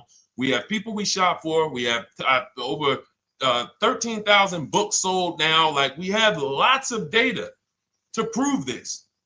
80% of dealers are going to be overpriced. This is another particular deal on a Toyota, a market report. And you guys can see that the out-the-door prices here, list price, $32,000. Out the door price with taxes and fees, $38,000. That means that dealer is charging all types of fees on top of their price. The $39,000 MSRP. Look at line number 3. $39,000. Out the door price is $41,000. We can see $39,000 out the door includes taxes, includes all the fees. So we can see that these out the door prices in the left, in the right column, are way higher than the MSRP, $35,798. Out the door price is $39,700. But look at the green. Look at the green. This is what we call, we found the dealer at this time who wanted to win the bid. They wanted to win the bid. They needed the car sold. This is a rotation. We don't say to them, wow, they won the bid one time, so they must win the bid all the time. No dealer can win the bid all the time, or they'll be out of business. But in this particular case, at this particular time, for this particular client, this dealer said, we're going to sell this car for that's $35,500, and out the door with taxes and all the fees, $34,994. That is a over $4,000 discount off this vehicle. When all the other dealers are, not only are they not giving you a discount, they're charging over list. And they might come and say, all right, we'll take off $500. We'll take off $1,000. We'll take off $1,500. They might start so high with you guys that you think, wow, they started up here and I talked them down. They took off $3,000 from me, but they already were $3,000 in fake fees, protection plans, and all of this padding, dealer adjustments, which is fake fees. So whenever they say, because the dealer gets a minimum of a 6% profit margin, from list to invoice, we have profit. From invoice to holdback to triple net, we have money. That's all the profit margin. On top of that, when we add a dealer adjustment, what we're saying is we're going to sell this car to someone who does not have the skills to find our competition. And they're going to come in, and if we got to take off $2,000 to make them think they won, this is what we're going to do. But what we do here, what people like Brian is going to do, look, just finalize my first ever lease using your system, 2025 Honda HRV, $30,000 vehicle, $395 a month payment. no money down. His initial quote was $434. He ended up using our calculator, which we have in our book and in our program. If we put all our offers into that calculator, it tells us what to counter. He gets that offer for $395. That's his deal. We look at somebody like Wendell. Look, thank you. It's the least I can say for your book, Cars from Home. We're still in the middle of the process. Just sold our car today, like 10 minutes ago, for 30% above value. Why? Because he got bids. Look, using the insights from your book. I've read the book multiple times and told many people about it because it's that good. It's so intuitive and insightful. We'll be moving to the next step soon, and I'll write again. So now you heard him say we're moving to the next step soon. Step 2 in my book is the equity assessment. That's when we get bids for the car we have. We get bids. You're going to go to, listen, you should never be trading your cars in. Let me ask you all a question.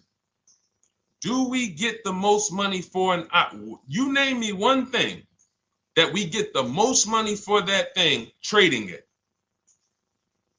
Name me one thing. If I had this iPhone,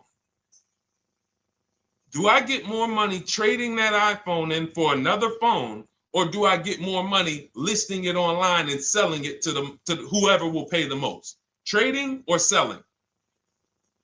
Let's go. Who's locked in? Tax advantages are very small. I understand you, Ronald, but the tax advantages, we have people that are selling their cars to cash buyers for $3 to $5 grand more than what they can get on trade. A tax value, a tax advantage for the difference is not, it's minimal. Exactly. Thank you, King Carter. You listed.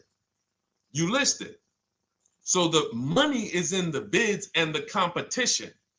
So going back to this person who asked the question, how do I get the best deal on a lease? It's going to be through multiple offers. That's my 2 favorite words. I would wear them on a shirt if I didn't wear unlearn, relearn. Because more than multiple offers, I need you to unlearn. Because the people who come with bad information from years, Deshone, this is not how my uncle taught me to buy cars. Deshone, this is not how I ever heard about getting cars. I was always taught just go in and just don't tell them about your trade and then ask to see the invoice and all of this stuff. That's what I was taught. Yeah, but you're not going to get the prices we're getting until you unlearn all of that bad information. Bidding is how we buy everything. When we go into the supermarket to get spaghetti sauce, all of those companies are bidding. They're bidding. Hey, listen, we'll sell you this for $3.99. Hey, we'll sell you this for $5.29. But we got a better product. We got quality. Look at us. Look, it's all bids. Everyone who wants to sell us something is competing, except car dealers. Y'all notice that? So the mindset that y'all got to have if y'all want to really win and save all of this money and get these huge discounts is I'm going to start purchasing and leasing cars like I buy other things. It's going to be a competition. And I promise you, your whole life is going to change. Your entire car buying experience will change forever. You will be sitting here just like my man Ken, graduated, $585 a month payment, no money down on his Nissan Murano Platinum, $50,000 vehicle. He's paying $585, no money down. $50,000 vehicle. How much would a $50,000 vehicle cost us on a loan if he purchased it? How much would a $50,000? Some of you know every $5,000 is how much per month.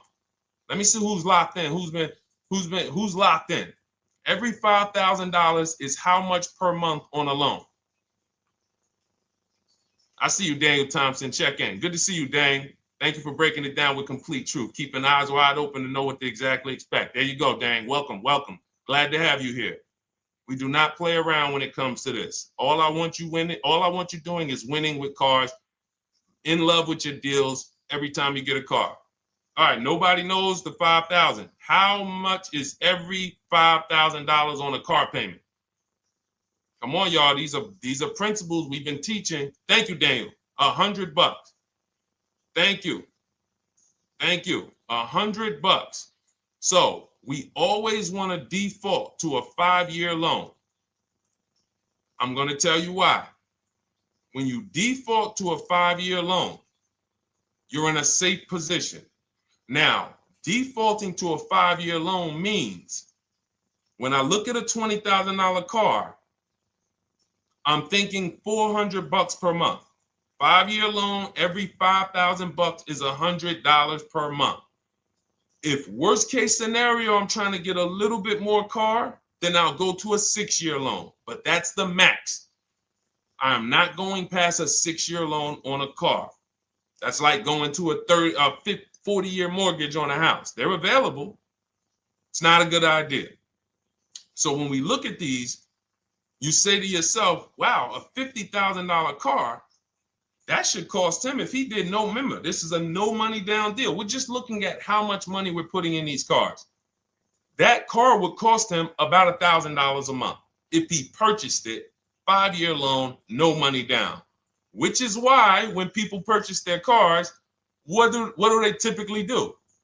Come up with a ton of money, 10 grand, 15 grand, 20 grand, because they're going to pay into that car to try to lower that payment, because that payment. But some of us who don't have the down payment, we're financing most or all of the car. But here's the thing. I don't want you to feel bad if you're one of those people who's like, Deshone, I really don't be having those down payments of 10 grand, 15 grand, but I want to drive something quality. Exactly, I hear you. Here's the bad part about the people who are putting 15 grand down on their cars, but they're breaking the 8-year rule. This is what we call in Cars from Home and everything I teach, the most important question is how many years are you going to keep this next car? If it's not 8, then we don't purchase those cars, because here's what happens with people who go into their bank account, slap $15,000 down in a car, and don't keep the cars 8 years. And if anybody's willing to be honest, they will confirm this right here on the stream. When they go to replace that car in 3 years or 4 years, they literally have a little bit of equity. Maybe they're just breaking even. They're not getting that 15 grand back. It's gone. It's gone. Anyone who puts 10 grand down on a car and then comes back in 3 years, 4 years, all right, I had the car 4 years, 5, listen, I'm going to switch this thing up. They still have a payment. They are barely breaking even.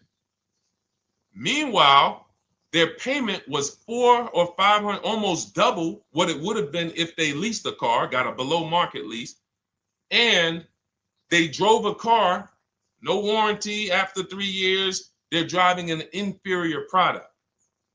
So if it sounds like I'm here to destroy people from purchasing who are not keeping their cars long-term, that is the goal.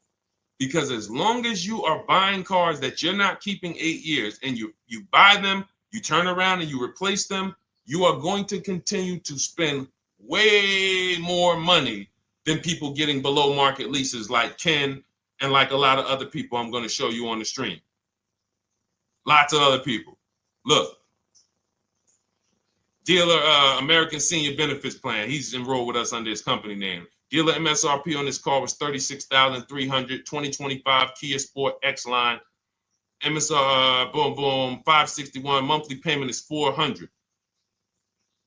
Use the system back and forth. Got $400 a month on a 2025 $36,000 car. Once we put our taxes and fees in that would be a $700+ payment. $700 payment. He's paying $400. And y'all wonder why people are losing cars. $300 more per month to drive the same car? It's ridiculous. Imagine somebody like you, when you learn, now you're pulling up. I'm going to tell y'all one more story, and then we'll go into some more questions, because you might not remember what I'm saying. So those of you who have the book, you got this for the rest of your life. But you will remember, hopefully, a story. I'll tell you about my neighbor. So my neighbor finds out that I'm into this car business and that I educate. And he said, hey, Deshone, I was watching some of your videos and I come across this 8-year rule that you teach. And his wife had actually had a Kia Telluride. Popular vehicles, probably been one of the most popular SUVs, that the Palisade, since 2007, 2019. Super popular vehicles. People were charging $5,000 over sticker for them during the pandemic. People were paying it. We were getting them at discounts. Now, his wife totals the truck. She has an accident, totals the truck. She's fine. Truck is totaled. He was financing it. He said, Deshone, I see this 8-year rule thing, man, and I don't keep my cars 8 years. I said, okay. He said, so I'm thinking I should, like, you're saying I should be shopping for a lease on my next one. I said, exactly. I said, make sure you get multiple offers, because if you just walk in and say, hey, work me up a lease, they'll give you the same payment you had on the purchase. And then they'll tell you something ridiculous that they want you to believe, like, hey, the lease is the same price as the purchase, so you might as well just purchase it. And people believe this stuff. Now, I said, you get multiple offers, stay at home. He calls me, he says, Deshone, I got the new version of the Telluride, new. I'm paying $479 a month. He's $497, and then he said, I think he put down like $1,000, bring it down to $479. $497. He was just paying $800. Do you think anyone can tell him anything about leasing? He's pulling up in the same exact truck. In fact, the newer version. He knows he wasn't going to keep the car long term anyway. He's not going to pay it off and then keep the car and have a paid off Kia Telluride for 10 years. That's not what he does. He keeps them 3 years, 5 years, 7 years, and then he replaces them. So why is he paying $800 a month for years, no warranty, when he could be driving brand new ones for $497 a month, problem free? But as I said, some people are determined to pay more. But the people who, once you get this leasing thing, if you're not keeping your cars, it will change your life. Now, again, I got a car I'm purchasing, we're keeping it. Anything you are buying, keeping 8 years, forget about leasing. It shouldn't be a thing. Who keeps their cars more than 8 years? Let us know. You're an 8+ year person, let us know. In fact, I don't even want to ask, who has a car right now that they've had more than 8 years? And then we'll answer. I want to get Kathy's question too. And then let's get some purchase questions. Let's get some used car questions. Let's get some bank financing questions. We do it all here. But one of the most misunderstood subjects is this leasing thing, and it is costing you guys thousands of dollars every year. And you're driving old cars with no warranties, paying high payments on them because somebody told you you should be purchasing cars. I'm here to tell you they owe you money. They owe you money. All right? So who has a car right now that they've had more than 8 years? Let us know. How many years have you had it? And by the way, for those of you who just joined, this is our Tuesday, May 6th live. We are live every Monday through Thursday at 12 noon Eastern time. So for those of you who are here catching us live, that's when we're live. We will rebroadcast this and replay this show throughout the rest of the day for those who could not catch it, or if you had to jump off, go back to work. You're like, oh, I got to go back to work. You can catch it on the replay throughout the day. But we are live Monday through Thursday at 12 noon. So welcome to the people who are here. EJ, driving a lot of miles does not matter. Let me break this down for you. So right now, let's go to somebody who else has a lease.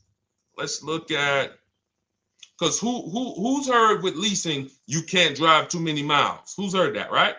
Type me if you've heard that. Let's go. Type me if you heard that. Come on, where's the locked in people at? I see Kathy, I see EJ, I see DJ Ant Nice, I see XP. All right, I see Mr. Slim. Welcome to the community. I see Rhonda.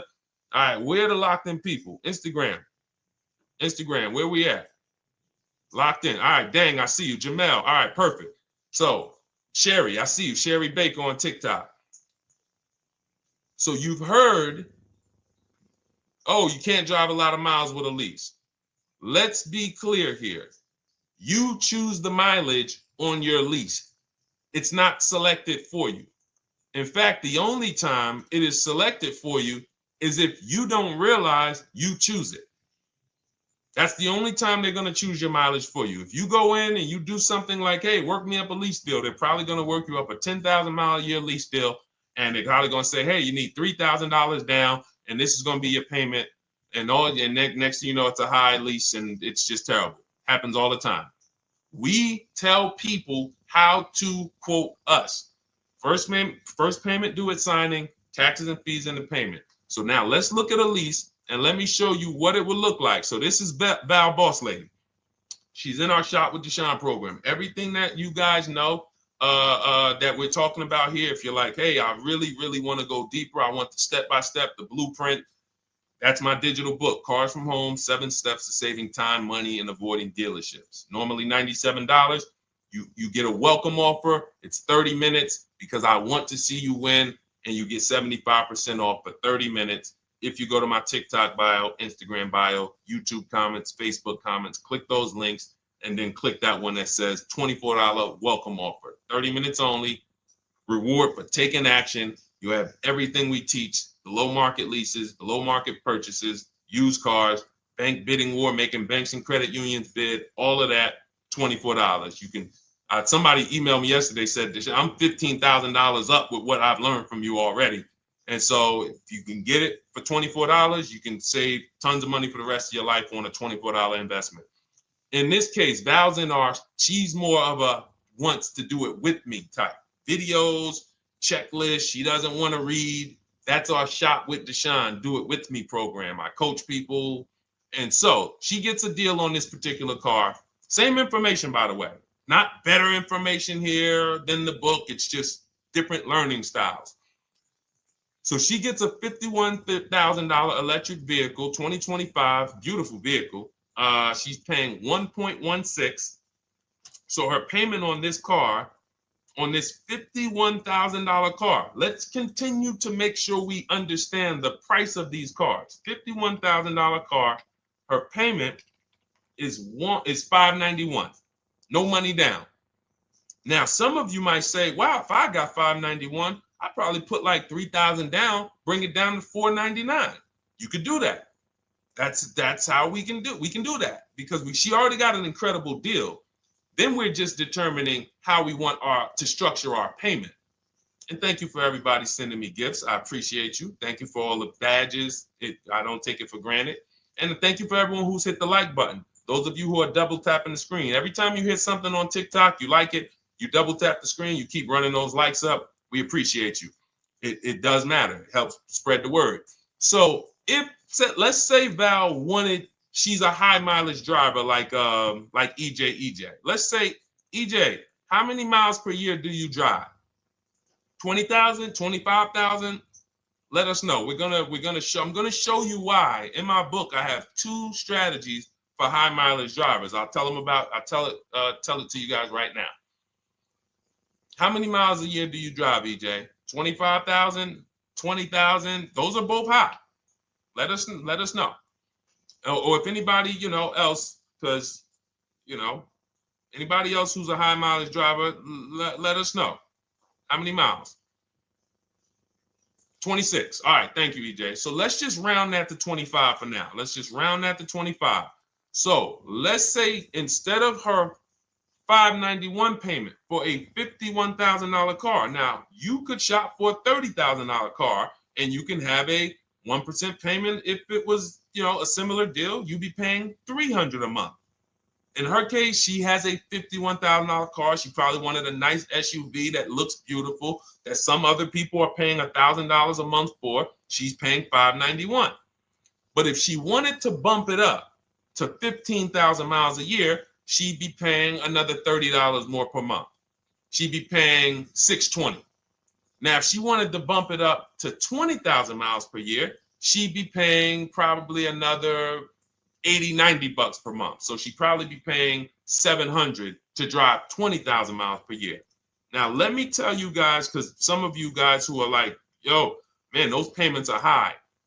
We're talking about $50,000 cars here. So if you were shopping for a $30,000 car or $35,000 car, naturally, if we took the same exact numbers, let's take a $35,000 car, 1.16 lease. That's a 406 payment, probably $399. So now, in order to go, and let's say you're a high mileage driver, just like EJ, you want to add another 15,000 miles to your lease. You're probably going from 400 to 550 or 575. But you have all the mileage you need. And here's the beautiful thing about that. If I'm paying $175 more per month, but I get all the mileage I want, and when I drop this thing off, I get a new one, I don't have to worry about negative equity, and I put no money down. That is way better than what most people are doing out here, what everyone's doing. Because I'm gonna tell you what most high mileage drivers do who don't put money down. They will go in, buy a car, take a super long loan, 6 years, 7 years, just so they could afford the payment. Now, here's what happens. They drive the car, they put 25,000 miles a year on it. They come back in 3 years or 4 years, and they say, wow, I got 100,000 miles on this thing already. Let me go and swap out the car. What situation are they in at that point, guys? You put 100, you got a 6-year loan, average loan. You drove 25,000 miles per year. You put 100,000 miles on the car in 4 years. You come back, you still have 2 years of payments left. 15 grand negative equity. I used to see it all the time. Thank you, I am rich. Locked in on Instagram. I see you. Locked in. See it all the time. Every car salesman who has dealt with a normal 25,000 mile high mileage driver that does not keep their cars sees it all the time. They come in, yo, man, what you do for a living? Man, yeah, I do DoorDash, I do Uber. Oh man, I work in sales. You know, I'm on the road a lot. You know, I'm here. You know, all right, I want to replace this thing. I got like 110,000 on it. Okay, you still got a loan on it? Yeah. All right, we already know you got negative equity. Then we appraise the car. All right, the car's worth like 7,000. How much you owe? Man, you owe 19,000. All right, well, what can I do? Can you get me into something? Roll that loss all the way over. On top of that, you finance the car, so your payment is high. You finance the whole car, so you're paying a high payment compared to if you had leased, just literally shop for your leases, added your miles to the lease that you needed. You're paying $175 more per month. You got a brand new car. And I'm going to tell you, I did not make this up. I learned this from someone. A lot of what I'm teaching you, I learned from my clients when I was in the dealership. This guy, I worked at Hyundai for six weeks. Man, this dealership, the owners got indicted. I got out of there. Way before the owner got indicted. It just had straight up highway vibes, like the worst you could ever imagine. As I was in there for 6 weeks, I was a manager. I enjoyed being a manager. We did a lot of deals in my department in 6 weeks. But I said, I am out of this place. Anyway. But I learned something very valuable there. We had a client a customer was returning his lease on his Hyundai Sonata. Guy comes and I'm grounding the lease. I'm doing the paperwork for him. He has 72,000 miles on the car. 72,000 miles. I said, how the heck? I said, you lease this? He said, yeah, I always lease. That's all I do. He said, I used to buy my cars every single time I came. I had to put large down payments, 10 grand, and then I'm still having negative equity when I come to trade it in. I'm having high payments. It's ridiculous. I looked at his payment, and let's say the average payment for a good deal on a Sonata at that time was $300, $325, whatever it was. He was only paying like $550. He was only paying like $150, $175 more per month. He had a 25,000 mile a year lease. And that's what he did. I drive these cars. I'm on the road. Boom, boom, boom. I change my tires. I do my maintenance. 3 years. It's a fixed cost. There's no variable cost. I don't have any surprises. I'm not getting hit with a negative equity bill that I got to transfer, which means when I transfer my negative equity, I get less car on the next transaction. Because if I got to bring over 15 grand of negative equity, that's probably 300 a month that I'm paying for my old car when I get my new car. So if my new car was 400 a month, but my negative equity is another 300 a month, I'm getting less car for my money because now I got to take all those losses and bring them over to my new car. This is high mileage drivers and people who don't understand leasing. That's why you're losing so much money. And when you just flip the switch and realize Deshone is not talking to me emotionally, I am not talking to you about never do this, never do this, like these other people who say this, do this. This is how you buy a car. They never talk numbers. Y'all notice that? You notice that, right? You never hear them talk numbers. It's always never do this, always do this. This is the worst way to do this. This is the most expensive way to do this. This costs you the most money. They never talk numbers, though. That's why everything I do is to show you the numbers. Thousands of transactions since 2006 in the car business, helping people the last 4 years all around the country. This is the numbers that they might not understand. So if you're not keeping your car 8 years, it does not matter if you drive 20,000 miles a year, 25,000. You should be looking at a high mileage lease. Or my second strategy for high mileage drivers is this, because some of you want a nice car. This is for my people who you're like, man, Deshone, I'm on the road. I got my car that I do my work in. I kind of, slep it around. I don't really want to lease something and then put, that wear on it. I got stuff. I'm throwing bags in the back, whatever it may be. There's a strategy we created called 2 cars, 1 payment. And what will happen is your first car will be a purchase. And if you have an existing car, you're going to keep that. So let's say you have a car now, you're driving a lot of miles, you're doing your 25,000 miles a year. You pay that car off. You keep that car, and then you go and you lease you something nice, regular mileage. So you might get a 12,000 mile a year lease, and then you drive 12,000 in your mileage car, 12,000 on your nice car. Because some people are like, I want a car that I could, when I need to go somewhere nice, this is what I want to drive. When I'm with my family, this is what I want to drive. But when I go to work 5 days a week, I'm going to drive my mileage car, 3 or 4 of those days, and then I'll take the lease maybe 1 of those days, and I'm splitting the mileage. You still have 1 payment. It's low. And then every couple years, you replace the mileage car or you replace the lease car, and depending on when the lease is up. But you want to keep that, and that mileage car should be something that will last. Ideally, something that you can get 200, 300,000 miles a year out of that car. Because that's what that car is there for. Man, I'm hopping in this thing, man. Oh, transmission went out at 170,000 miles. Go get you a rebuilt transmission. Boom, boom, drop it in there for $2 grand. Get another 80,000 miles out of that car, but you still got your lease car, and you're just splitting the mileage. Both of those are short-term strategies for high mileage drivers. That is not for long-term people. If you're a long-term person, I keep my cars 8+ years. Forget about leasing.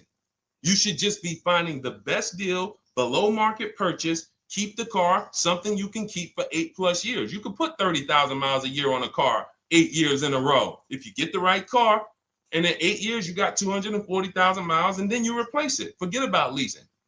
This is only for you guys not keeping your cars 8 years. You're getting killed on depreciation. You're paying tons of money. This is you are the people who should be leasing. Okay? So everything we're talking about this is the Cars from Home system. We teach this. I'm not freestyling this. This is in my book, digital book, Cars from Home, 7 Steps to Saving Time, Money, and Avoiding Dealerships. We have two strategies for high mileage short-term drivers, 1 strategy for high mileage long-term drivers. And so if you want your copy, you can get it for 75% off. That's our welcome offer to you. As a 30 minutes. Welcome. Thanks for being here. I want to reward you. If you want everything we teach in a step-by-step way, go grab your digital copy. It's in my TikTok bio. It's in my Instagram bio. Click those links. We also got a link in the YouTube comments and the Facebook comments. Grab your copy and make sure as soon as you purchase, screenshot the thank you page. You're going to see thank you for your purchase. screenshot this page because it has my support team's email on there. And then there's a link for you to open the book right there. You can save it right to your computer or right to your phone.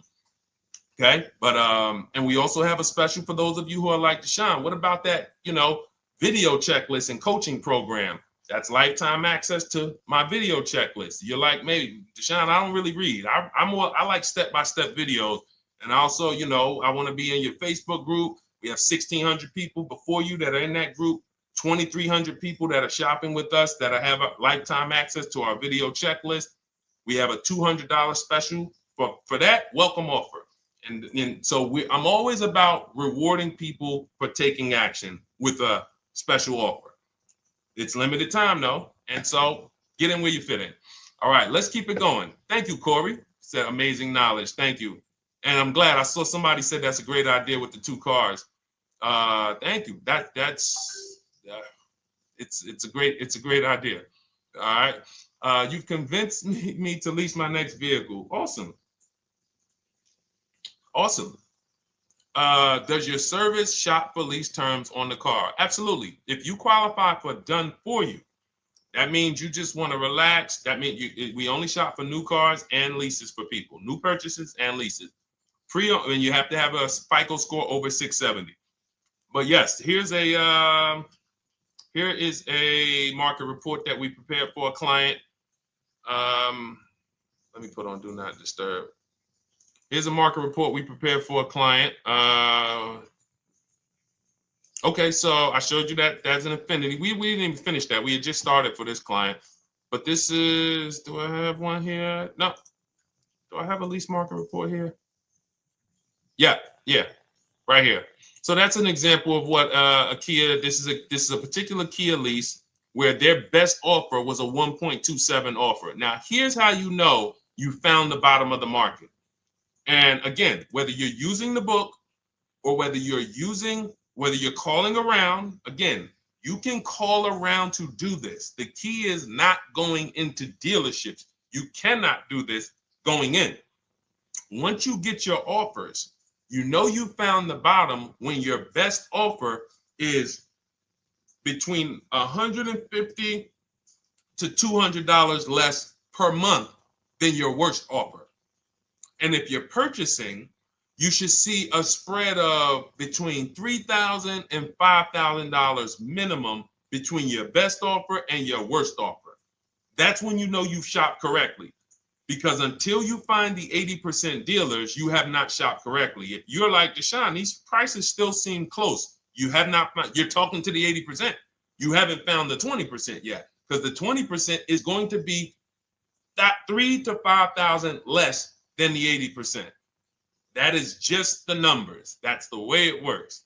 So yes, so when some cars you're going to see that the lease program won't allow for a 1.1% lease. The best offer, like, we've shopped Hyundai Palisades for years. And I got my dad one back in November. And his best offer is like around 1.3, 1.28. That's the best I've ever seen on a Palisade. I've never seen a 1.1 on a Palisade.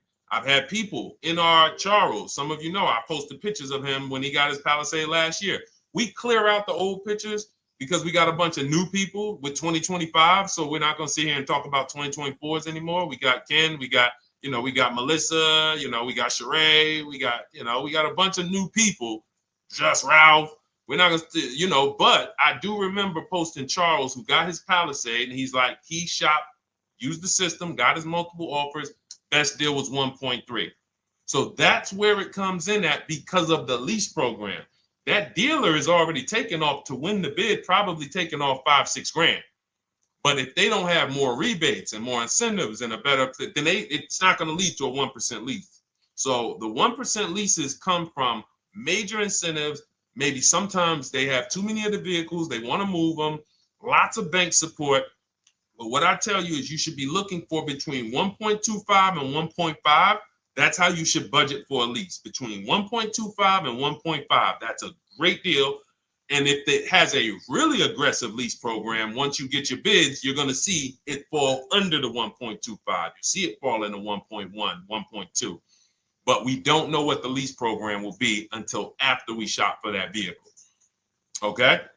So yes, absolutely. It's an empowering way to shop. It's also fun because you can see, man, I'm not begging anymore. Like these people are like, please do business with me. Please do business with me. And then you start to feel bad for everybody who's still in those dealerships doing it the old way because they're talking to the 80%. There's no way they can win. They don't even know there is an 80% to realize that's who they're talking to. So when the dealer says, all right, I'll take off $4,000, they're like, wow, I won. Man, the dealer took off $4,000. But if they saw the whole market, they would understand that that dealer actually is overpriced by $7,000, $10,000. So taking off the $4,000 means nothing. It's just sad. It's a sad thing. And that's why I spend my time trying to convert you guys from negotiating one-to-one to getting multiple offers so that you can see for yourself. All right. Thank you, Julie, name Richardson. Thank you for sharing. XP got the number 2 gifted badge. Forgive me because I don't really know what that means, but I just know that's what it's saying. So I appreciate it. Thank you, Corey22. Sherry Baker, thank you so much. Number 1 gifted badge. All right, let's go to some more questions. We got some more questions. Dolan, I'm sure you got a lot of them. And what I'm going to do for the rest of the broadcast is just try to do rapid fire questions and answers. Okay. And if you guys want me to go deeper on any particular subject, then just feel free to say, hey, could you go deeper on that? How do you get a car loan with bad credit? Well, we have a resource. It's not our company. We have nothing to do with them. But we always try to stay up to speed on who's financing people with bad credit, because the goal is you don't want a dealer controlling your financing. Somebody just came up to me. He's a neighbor. He's like, aren't you in the car business? I said, well, yes and no. He's like, well, listen, I got a connected Acura. Anybody you send me, they get anybody approved, I'll give you $1,000. I said, okay, cool. Thanks for the information.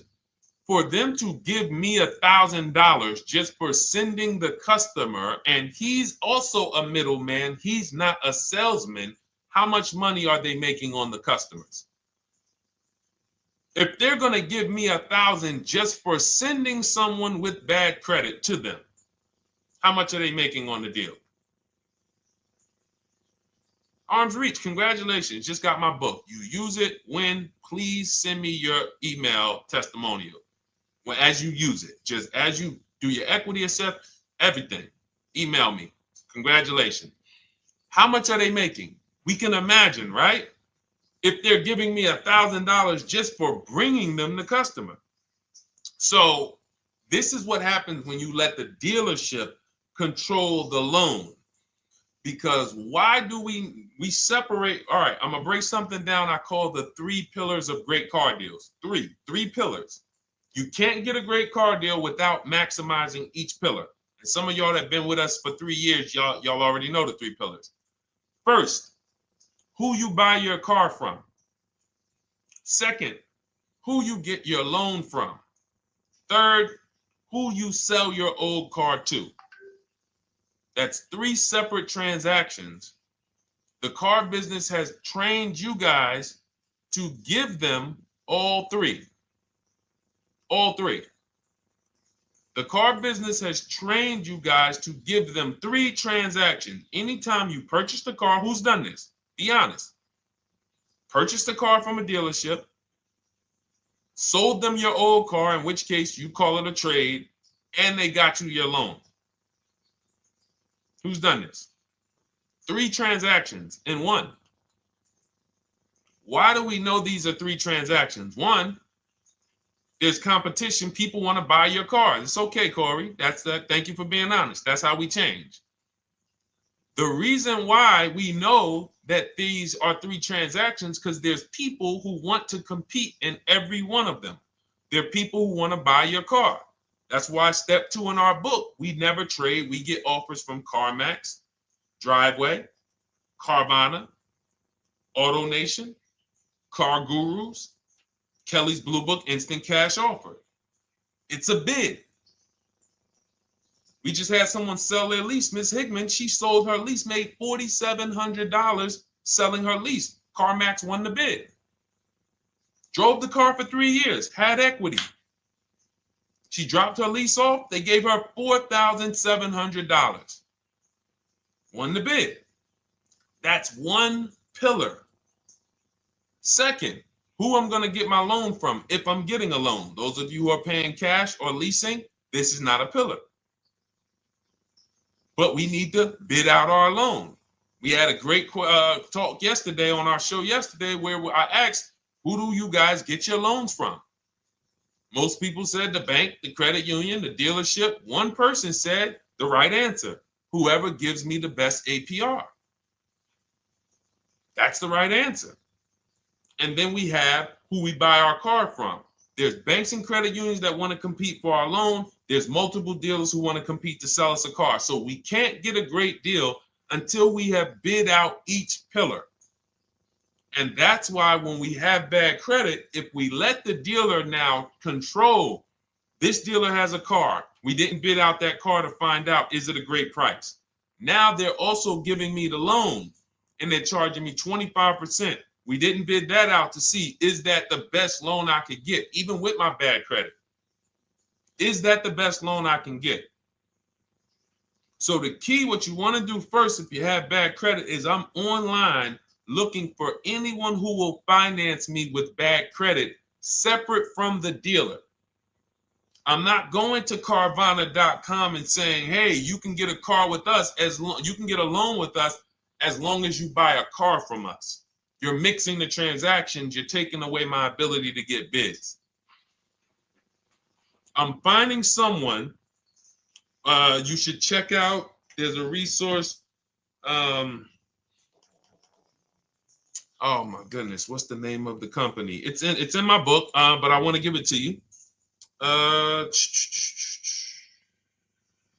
Goodness, it's slipping my mind right now. Send me an email or a DM, because here's the thing. If you use just that part and get the loan funded, but you don't know how to bid out everything else and structure your transactions, and are you keeping the car 8 years? Because if you're not keeping the car 8 years and you're like, Deshone, I hear you talking about leasing. I'm not keeping my car 8 years, but my credit's not good. The only purpose, if you telling me that I could be driving brand new cars for cents on the dollar, but I don't qualify right now, this car that I'm going to get is to set me up. So I'm not going to get a $30,000 car. I'm going to get me a $12,000 car, $10,000 car, the cheapest car I can get a loan on, so I can establish a payment history. And once I establish a 2-year payment history, yeah, I'm going to drive a car less than what I could drive. I got the money. I could afford more than this. But you're not setting yourself up for the right transaction. You should be setting yourself up and saying, all right, I'm going to sacrifice with this car, drive something that I know this is not my ideal car, but I'm going to build 2 years of payment history. So when I go and I swap into my lease in 2 years, I'm out with a brand new car. I'm paying cents on the dollar, and I won. But it was a plan. It was a long-term plan.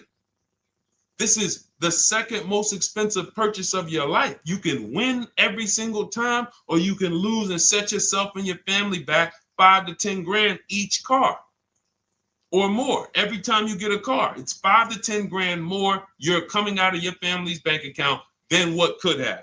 Then you got the car breaking down. Now you got tow trucks, all because you don't have an actual plan you're rolling out. And that's what I see a lot of people do with bad credit. Oh man, I got bad credit. I'm just going to go and get me something. I could afford $600 a month. And they go and buy the most expensive car.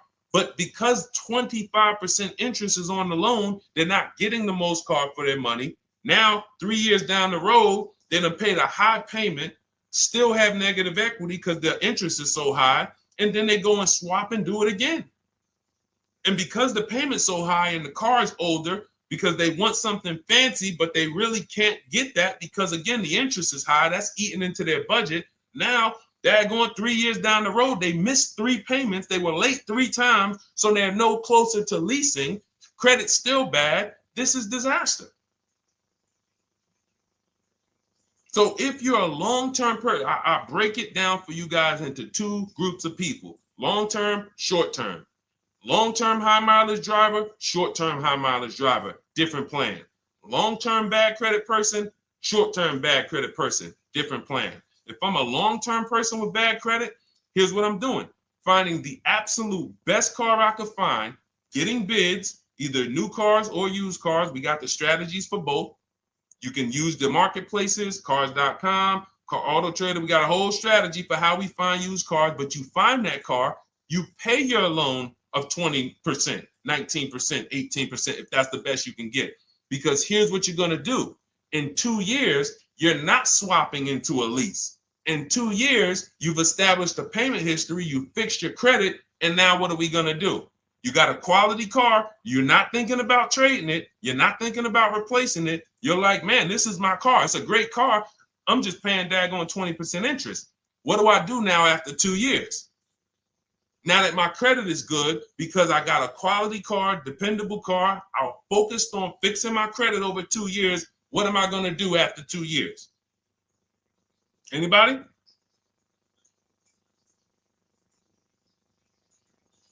Thank you, Arms Reach. Refinancing the car. Exactly. Exactly. So that's the bad credit long-term strategy. Great car, dependable car, car's not going to break. This car is going to last me 10 years. Right now, when I bought it, 20% interest rate. That was where my credit was. But I worked on my credit. Boom. I'm a 690 now. I'm a 720 now. I'm refinancing that into a short-term, into a shorter-term loan, and I won. Pay this thing off, and I'm going to keep it. Nothing to talk about leasing. Leasing only comes into play where the 8-year rule is concerned. I'm not keeping this next car 8 years. I should be setting myself up to lease, or I should be leasing. That's how I'm going to save the most money, keep the most money in my bank account, have the best car. Not even close. Not even close. All the wins for the purchasers are after 8 years. People who are like, man, Deshone, I got a car, man. I had this thing 12 years, man. It's been paid off for 6 years. I ain't had a payment. I love it. Long-term purchaser. You won. You won. Who's in that situation? Who has a car outside that they've had for more than a decade? Paid off. You can give it to your son. You can give it to your daughter. It's an extra car. That's purchasing. That's the wins. That's what we call the reward stage of purchasing. But you got to get there. All right. All right, let's go. A lot more questions. We got probably another 20 minutes we'll stay on, so let's keep it moving. But again, Lend Buzz, that's the company. Lend, Lendbuzz. They started, I started seeing them about 18 months, 2 years ago, and they were loaning to people with, international students, people who didn't have credit. You want to try to find a place that will fund you independent of the dealership. That is what your goal is at all times. Independent of the dealership. Here, you qualify based on your income and your credit. You qualify for $18,000. Go find a car now. That is what you want. You don't want people mixing the bank loan with the car and two pillars that they are controlling. We're controlling the price of this car. We're controlling your interest rate. We don't want that. Yep, exactly, Cindy. For those who just joined, this is our Tuesday, May 6th live. We do these lives Monday through Thursday at 12 noon, so you can tell your friends, family. We wanted to now come up with a constant and consistent time where I can meet with you guys. If you don't have, if you can't stay the whole broadcast, we will replay these throughout the day because sometimes people got to jet back to work. They're watching us on the lunch break. You can catch up on the whole rest of the show throughout the day, all the way up until tomorrow, and then over the weekend, we'll play a whole compilation of all the shows for people who really want to dig in and hear all the questions that we answered throughout the week on, Monday through Thursday. But if you want to join us live, set your calendar, set an alarm, meet us on any channel. We're on TikTok, Instagram, Facebook, and YouTube on the Deshone the Auto Advisor channels, 12 noon, Monday through Thursday. All right. Let's go. Next question, Dolan. All right. What are your thoughts on purchasing used versus new? It's a great question, Kathy. For me, it's a matter of budget and values. It's only a matter of values if you can afford both. So if you can get everything you want in a new car for your budget, everything you want, everything that you need, and you can afford it in a new car, you have the option to choose both. So it becomes a matter of values. In my book, I teach, are you a person who's like, I want to reward myself. I only get a new car every decade. I'm going to keep this thing 10 years. I want the latest and greatest. Therefore, I'm going to shop and get the best offer, get me a below market purchase. Because y'all notice I always put in a caveat of a below market purchase, below market lease. That's all we're talking about here with Cars from Home.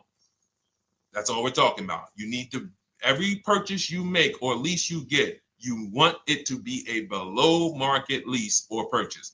So now, if I could afford both, is it I'm going to reward myself with a new vehicle, or do I have these other values where I actually want to knock 20 to 30 to 40% off the price to get even more for my money?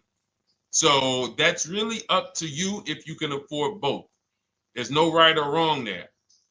It's a matter of, like I said, the values. Now, some of you once you look at your budget, I have a tool in my book and in our video checklist, the coaching program called the Perfect Budget Calculator. We invented this. So it's not on Google. You'll hear a lot of the stuff, almost nothing we teach. You're like, if you ever go to look for it, the 8-year rule. No one talks about it. We created it. This is our intellectual property that we created to teach you guys to create these boundaries, the rule of 72 and the 10th birthday, 1.5% rule for overpaying for leases. These are all things that are absolutely proprietary to Cars from Home. But one of them is this Perfect Budget Calculator. Sometimes when we're factoring budgets with most calculators, they don't include fees that we know dealers have. And I'm talking about legitimate fees, tax, documentation fee, motor vehicles. So we're putting our budgets together, but we always get caught out there. Who's had that happen? You got it all figured out. You get to the dealership, you bought the car, and they're like, well, what are you going to do with the fees? Because you got $3,000 in taxes and fees. And you're like, whoa, where'd that come from? Sometimes they're lying and sometimes it's legit. But none of these calculators factor in the fees and everything like that. So we created this Perfect Budget Calculator that does. But here's the thing. Once you find out what your budget is, even if you're budgeting with a normal calculator, just add a couple thousand to account for the taxes and the fees. But you might see, I can't get everything I want in a new car for this budget. Everything I need, I can't get for this $24,000, in which case I need to go and look for a pre-owned one.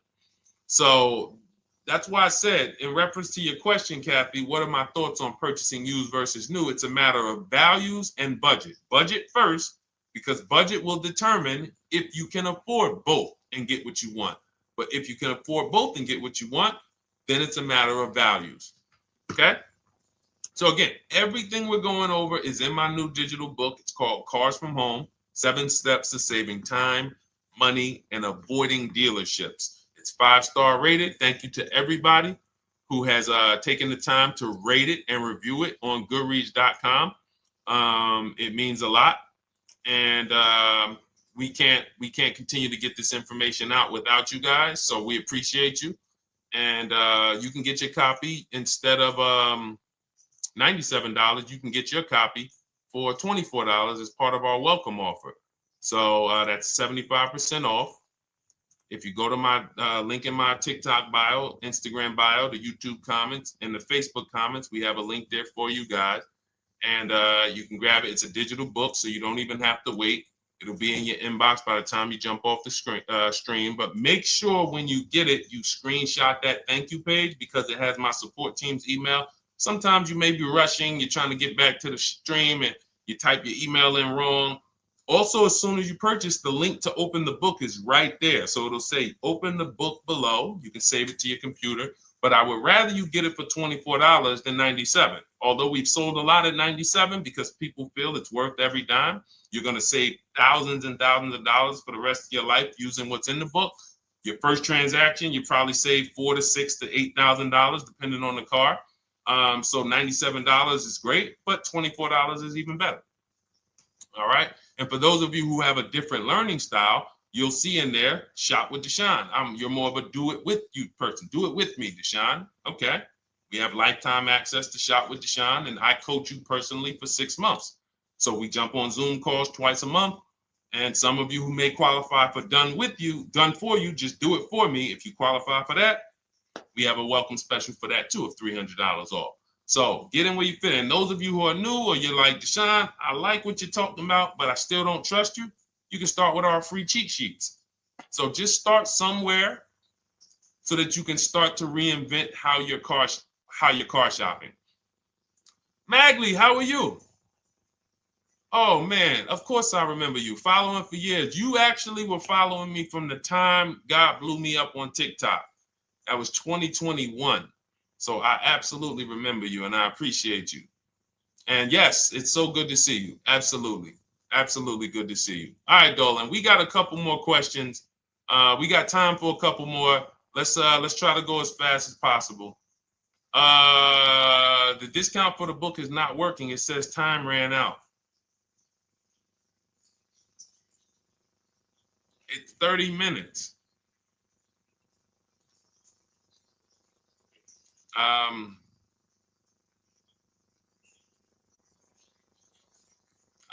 don't know. I don't know. Y'all help me out. I don't know what to do with that. I'm sorry. If the welcome offer for $24 was not really 30 minutes, then that means I'm just lying to you. You know what I mean? I'm just like, oh yeah, it's 30 minutes, but come back in 2 hours and it'll still be, you know what I mean? It's, start with the cheat sheets. You know what I'm saying? Like start with the cheat sheets. Get yourself your free cheat sheets, and start there. And when you feel better about working with us in some capacity, you go to the next step. Start with the free cheat sheets. All right, let's go, Dolan. So I'm a new driver. Should I be looking to be an 8-year person or a lease person? Well, I'll tell you this. I got 3 young adults. 2 my daughter, my daughter who's 18, my niece who's 20, and then a young man that I, basically like a son to me who's in the Navy and he's 21. Well, he'll be 21 this year. So he's 20. Now, they all called me in the last 3 months because my daughter's getting her license. My daughter didn't call me. She's getting her license in the next, in June. And we've all talked about this. How should I get this car? Now, my situation when I was 22, I'd already bought a $500 Mitsubishi Eclipse. Transmission went out on me probably after 6 months. And then I bought a buy here, pay here car. This is before I got into the car business. I got into the car business, I was 22, working for Pontiac GMC Buick. So I get this buy here, pay here car. It was a quality Chevrolet Cavalier. I didn't know anything about cars, so I went to a local spot. They said, hey, put down this, just pay us $50 a week. So I did that. But 22, I had my daughter, and my boss says to me, hey, why don't you lease something? And I was already selling cars, but I just didn't think, could I even, qualify for a lease? I don't even know what I was selling them, but I'm just literally doing what most salesmen do. All right, he wants to lease. All right, what's the payment? Yeah, tell him it's this. All right, perfect. They said it's that. Oh, that's a little too high. All right, they said it's a little too high. All right, so that's what I was doing. I didn't really understand anything. That's most car salesmen. So I end up getting a Pontiac G6. I'm 22. I paid $256 a month. Now, it would have been less but I didn't get a tier 1 approval because I didn't have, I think my credit was like mid sixes at that point. And you know, you really want to be over 670 to get most of the tier 1 approvals. But it would only raise my payment maybe 25 bucks. Wasn't a lot. Now I'm 22. I'm driving a brand new 2007. It's still 2006. 2007. I'm pulling up, brand new car, full warranty, $256 a month. At the same time, I have a friend, got a vehicle, Toyota, financed it, went in. She had, you know, we had our, she had a young child, a little older than us, maybe 1 or 2 years older than us. And then she goes and she purchases a car, $500 a month. She didn't get ripped. That's what a $20,000, $22,000 car costs. She got a Corolla, $500 a month. We're 22. Plus insurance. This is enough to break a young person, young family. I'm paying $256, she's paying $500. That right there. When I tell people that story, it's amazing to me how many people will say, Deshone, when I got my first car, my parents took me out. We financed this car. We financed this. I was paying $400, $500, $600 a month. Whether the parents were paying some of it, or they were paying some of it, or they were paying all of it. Thank you, Kathy. Appreciate you sharing. So this is what all of them, all three, well, 2 of them, I don't know about the young man. Because his parents,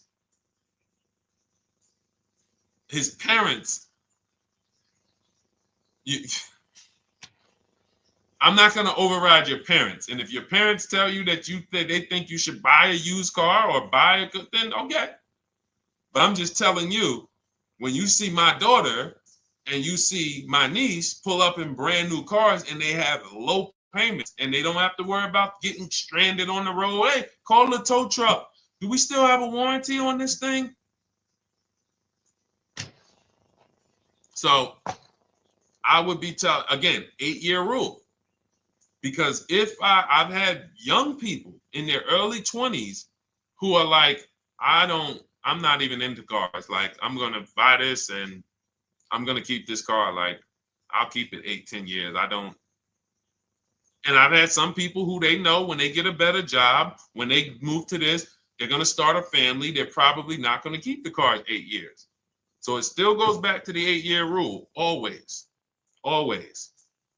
Most young people, most people should be leasing their cars. That's how I did very well throughout my 20s. Praise the Lord, because I did not have high car payments. I didn't have cars breaking down on me where I had to be like, oh man, couldn't get to work today. Not many 20-year-olds, 23-year-olds are keeping cars 8 years. So when you're putting them in used cars, you're really setting them up for failure in a lot of cases, compared to if they were just leasing, getting look, because some people be like, wow, are $300 car payments still out there? Oh yeah, they're still out there. Just you just are shopping for the right car. I know India had her look, Rosalie, she's in our done with you video checklist and coaching program, like Cars from Home. She's, you know, this is our Facebook group she's commenting from. 3 vehicles she got, all for her sons, all of them. A Nissan Rogue, $399 a month. That's a $36,600 car. She got a Mazda CX-30. That's a $28,200 car. Payments $339 a month. $339 a month. And then she got a Mazda CX-50 for her other son, $40,000.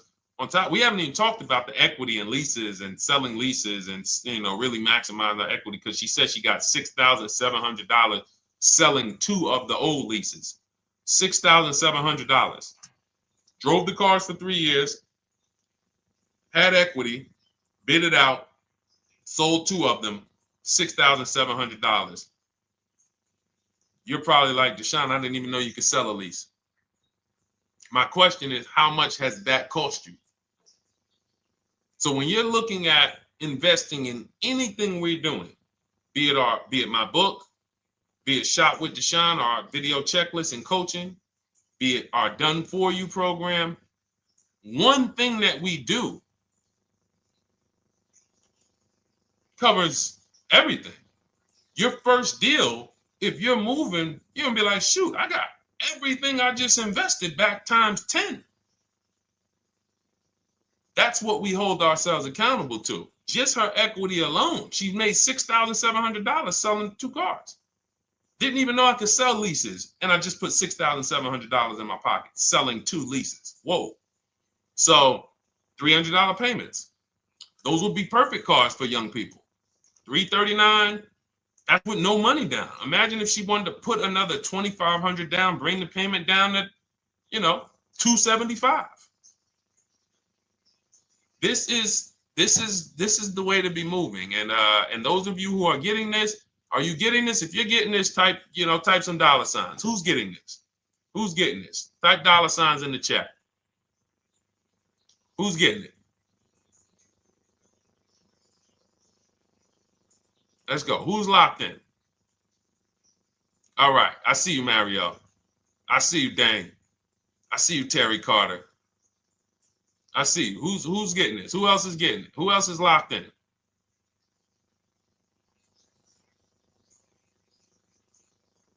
A lot of y'all on here. Listen.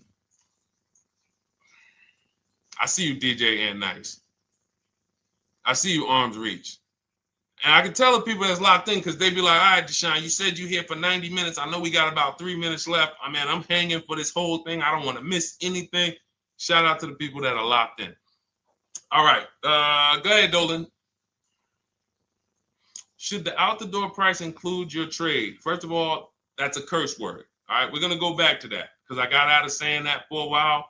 We do not trade cars. So you probably just popped in maybe about 30 minutes ago on the stream. We were talking about the 3 pillars of great car deals: who you buy your car from, who you sell your car to, who you get your loan from. You in order to get a great deal, a below market deal, you must get a great deal from each one, which means you bid out each one. I bid out, got multiple offers for who I was going to buy my car from. I got multiple offers for who I was going to get my loan from. I got multiple offers for who I was going to sell my car to. I bid out everything, therefore I got my great deal. If you bid out this, but you don't bid out this, and somebody you get an interest rate of 7.1 when you could have got an interest rate of 5.2, you lost $2,000. Depending on the cost of your loan, how much you're financing, you lost $2,000. Yeah, you did a bid on who you bought the car from, or you didn't bid out your trade, therefore you didn't find the highest bidder. You traded your car for 14. Another bidder would have paid you 18. You lost $4,000. So you got to bid out everything. That's why we do not trade. The only people that have to trade are people with a lot of negative equity who can't pay off the difference. And that's why I am the reason for negative equity is not understanding leasing. You buy your cars, take out loans, switch the car. Negative equity. It's literally the reason for negative equity is I should have leased, but I didn't. Now I have negative equity because I'm replacing this car with a loan still on it. So out the door price will not include your other car. And if I was trading a car, then yes, the out the door price would include the trade. But because we do not trade cars, our out the door prices don't include the trade. Let me show you an example of what our out the door prices look like. So these are some spreadsheets for our Done For You program where we shop for clients. You can see here, this is we shop for a Subaru for this particular client. In this case, look, and you can see the MSRPs for this car is an inexpensive car, $27,000, $26,000. Look at the out the door prices, 29, 30, 30, 29, 29. These are all out the door prices with the taxes and fees. So you can see these dealers are giving either no discount or a little discount. 27 out the door price is 30,000. But look at the winner. Look at the winner. This particular dealer won the bid at this particular time They're not going to win the bid all the time. In this particular case, they needed the unit. $27,900 is the MSRP. Out the door price is $27,463. The out the door price is lower than the MSRP. How? Because they took off almost $4,000 in discounts. Almost $4,000 in discount. So every time you shop for your used cars or new cars, this is how you should be shopping. If you're not leasing, this is how you should be shopping. I'm getting multiple offers, out the door prices, comparing who gave me the best offer. Who gave me the best offer? Oh, look, Daniel Thompson said, D, I'm bidding out to sell my car and got a $4,000 swing from the lowest to the highest bid. This is the people who you listen. If I can bring them on and have them talk, they would be talking to y'all about how different this is. I didn't bring you here on a Tuesday afternoon, or you're not watching this. If you're watching the replay later on Tuesday, or maybe, Wednesday morning, we go live at 12 noon, Monday through Thursday. So we replay the show just for everyone who missed it. You can send all your friends, family, go to Deshone the Auto Advisor's pages, watch the replay from today's show. But they know this is, I didn't bring you here to talk to you about hundreds of dollars. We are talking thousands of dollars at all times. There is never anything that we talk about that is hundreds. Let someone else talk to you about how you can save a couple hundred more per month. We might be talking about hundreds per month. That might be the only time we're talking about hundreds, $200 per month. But other than that, which equals thousands.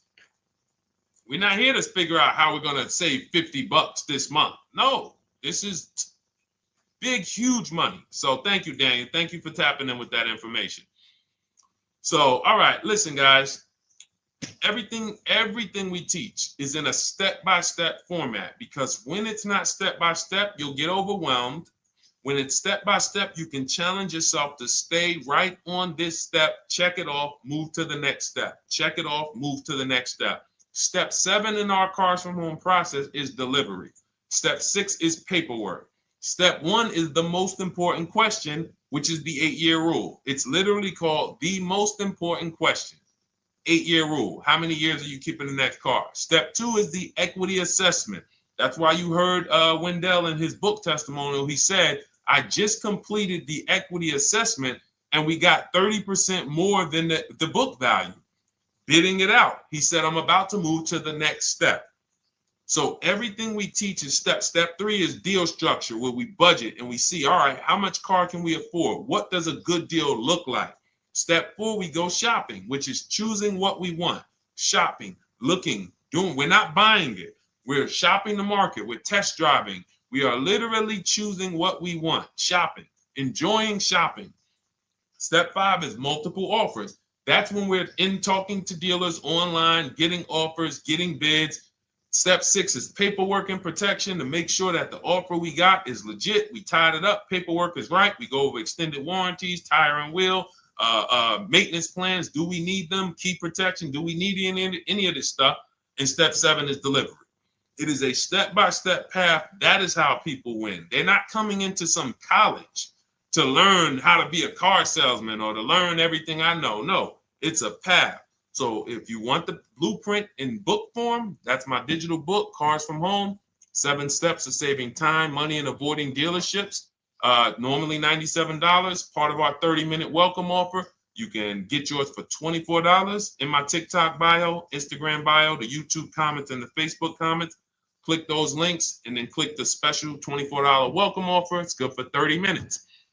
And you'll save 75%. If for those of you who are like, Deshone, what about that video checklist? That is our Shop Done With You program. Cars from Home, done with you.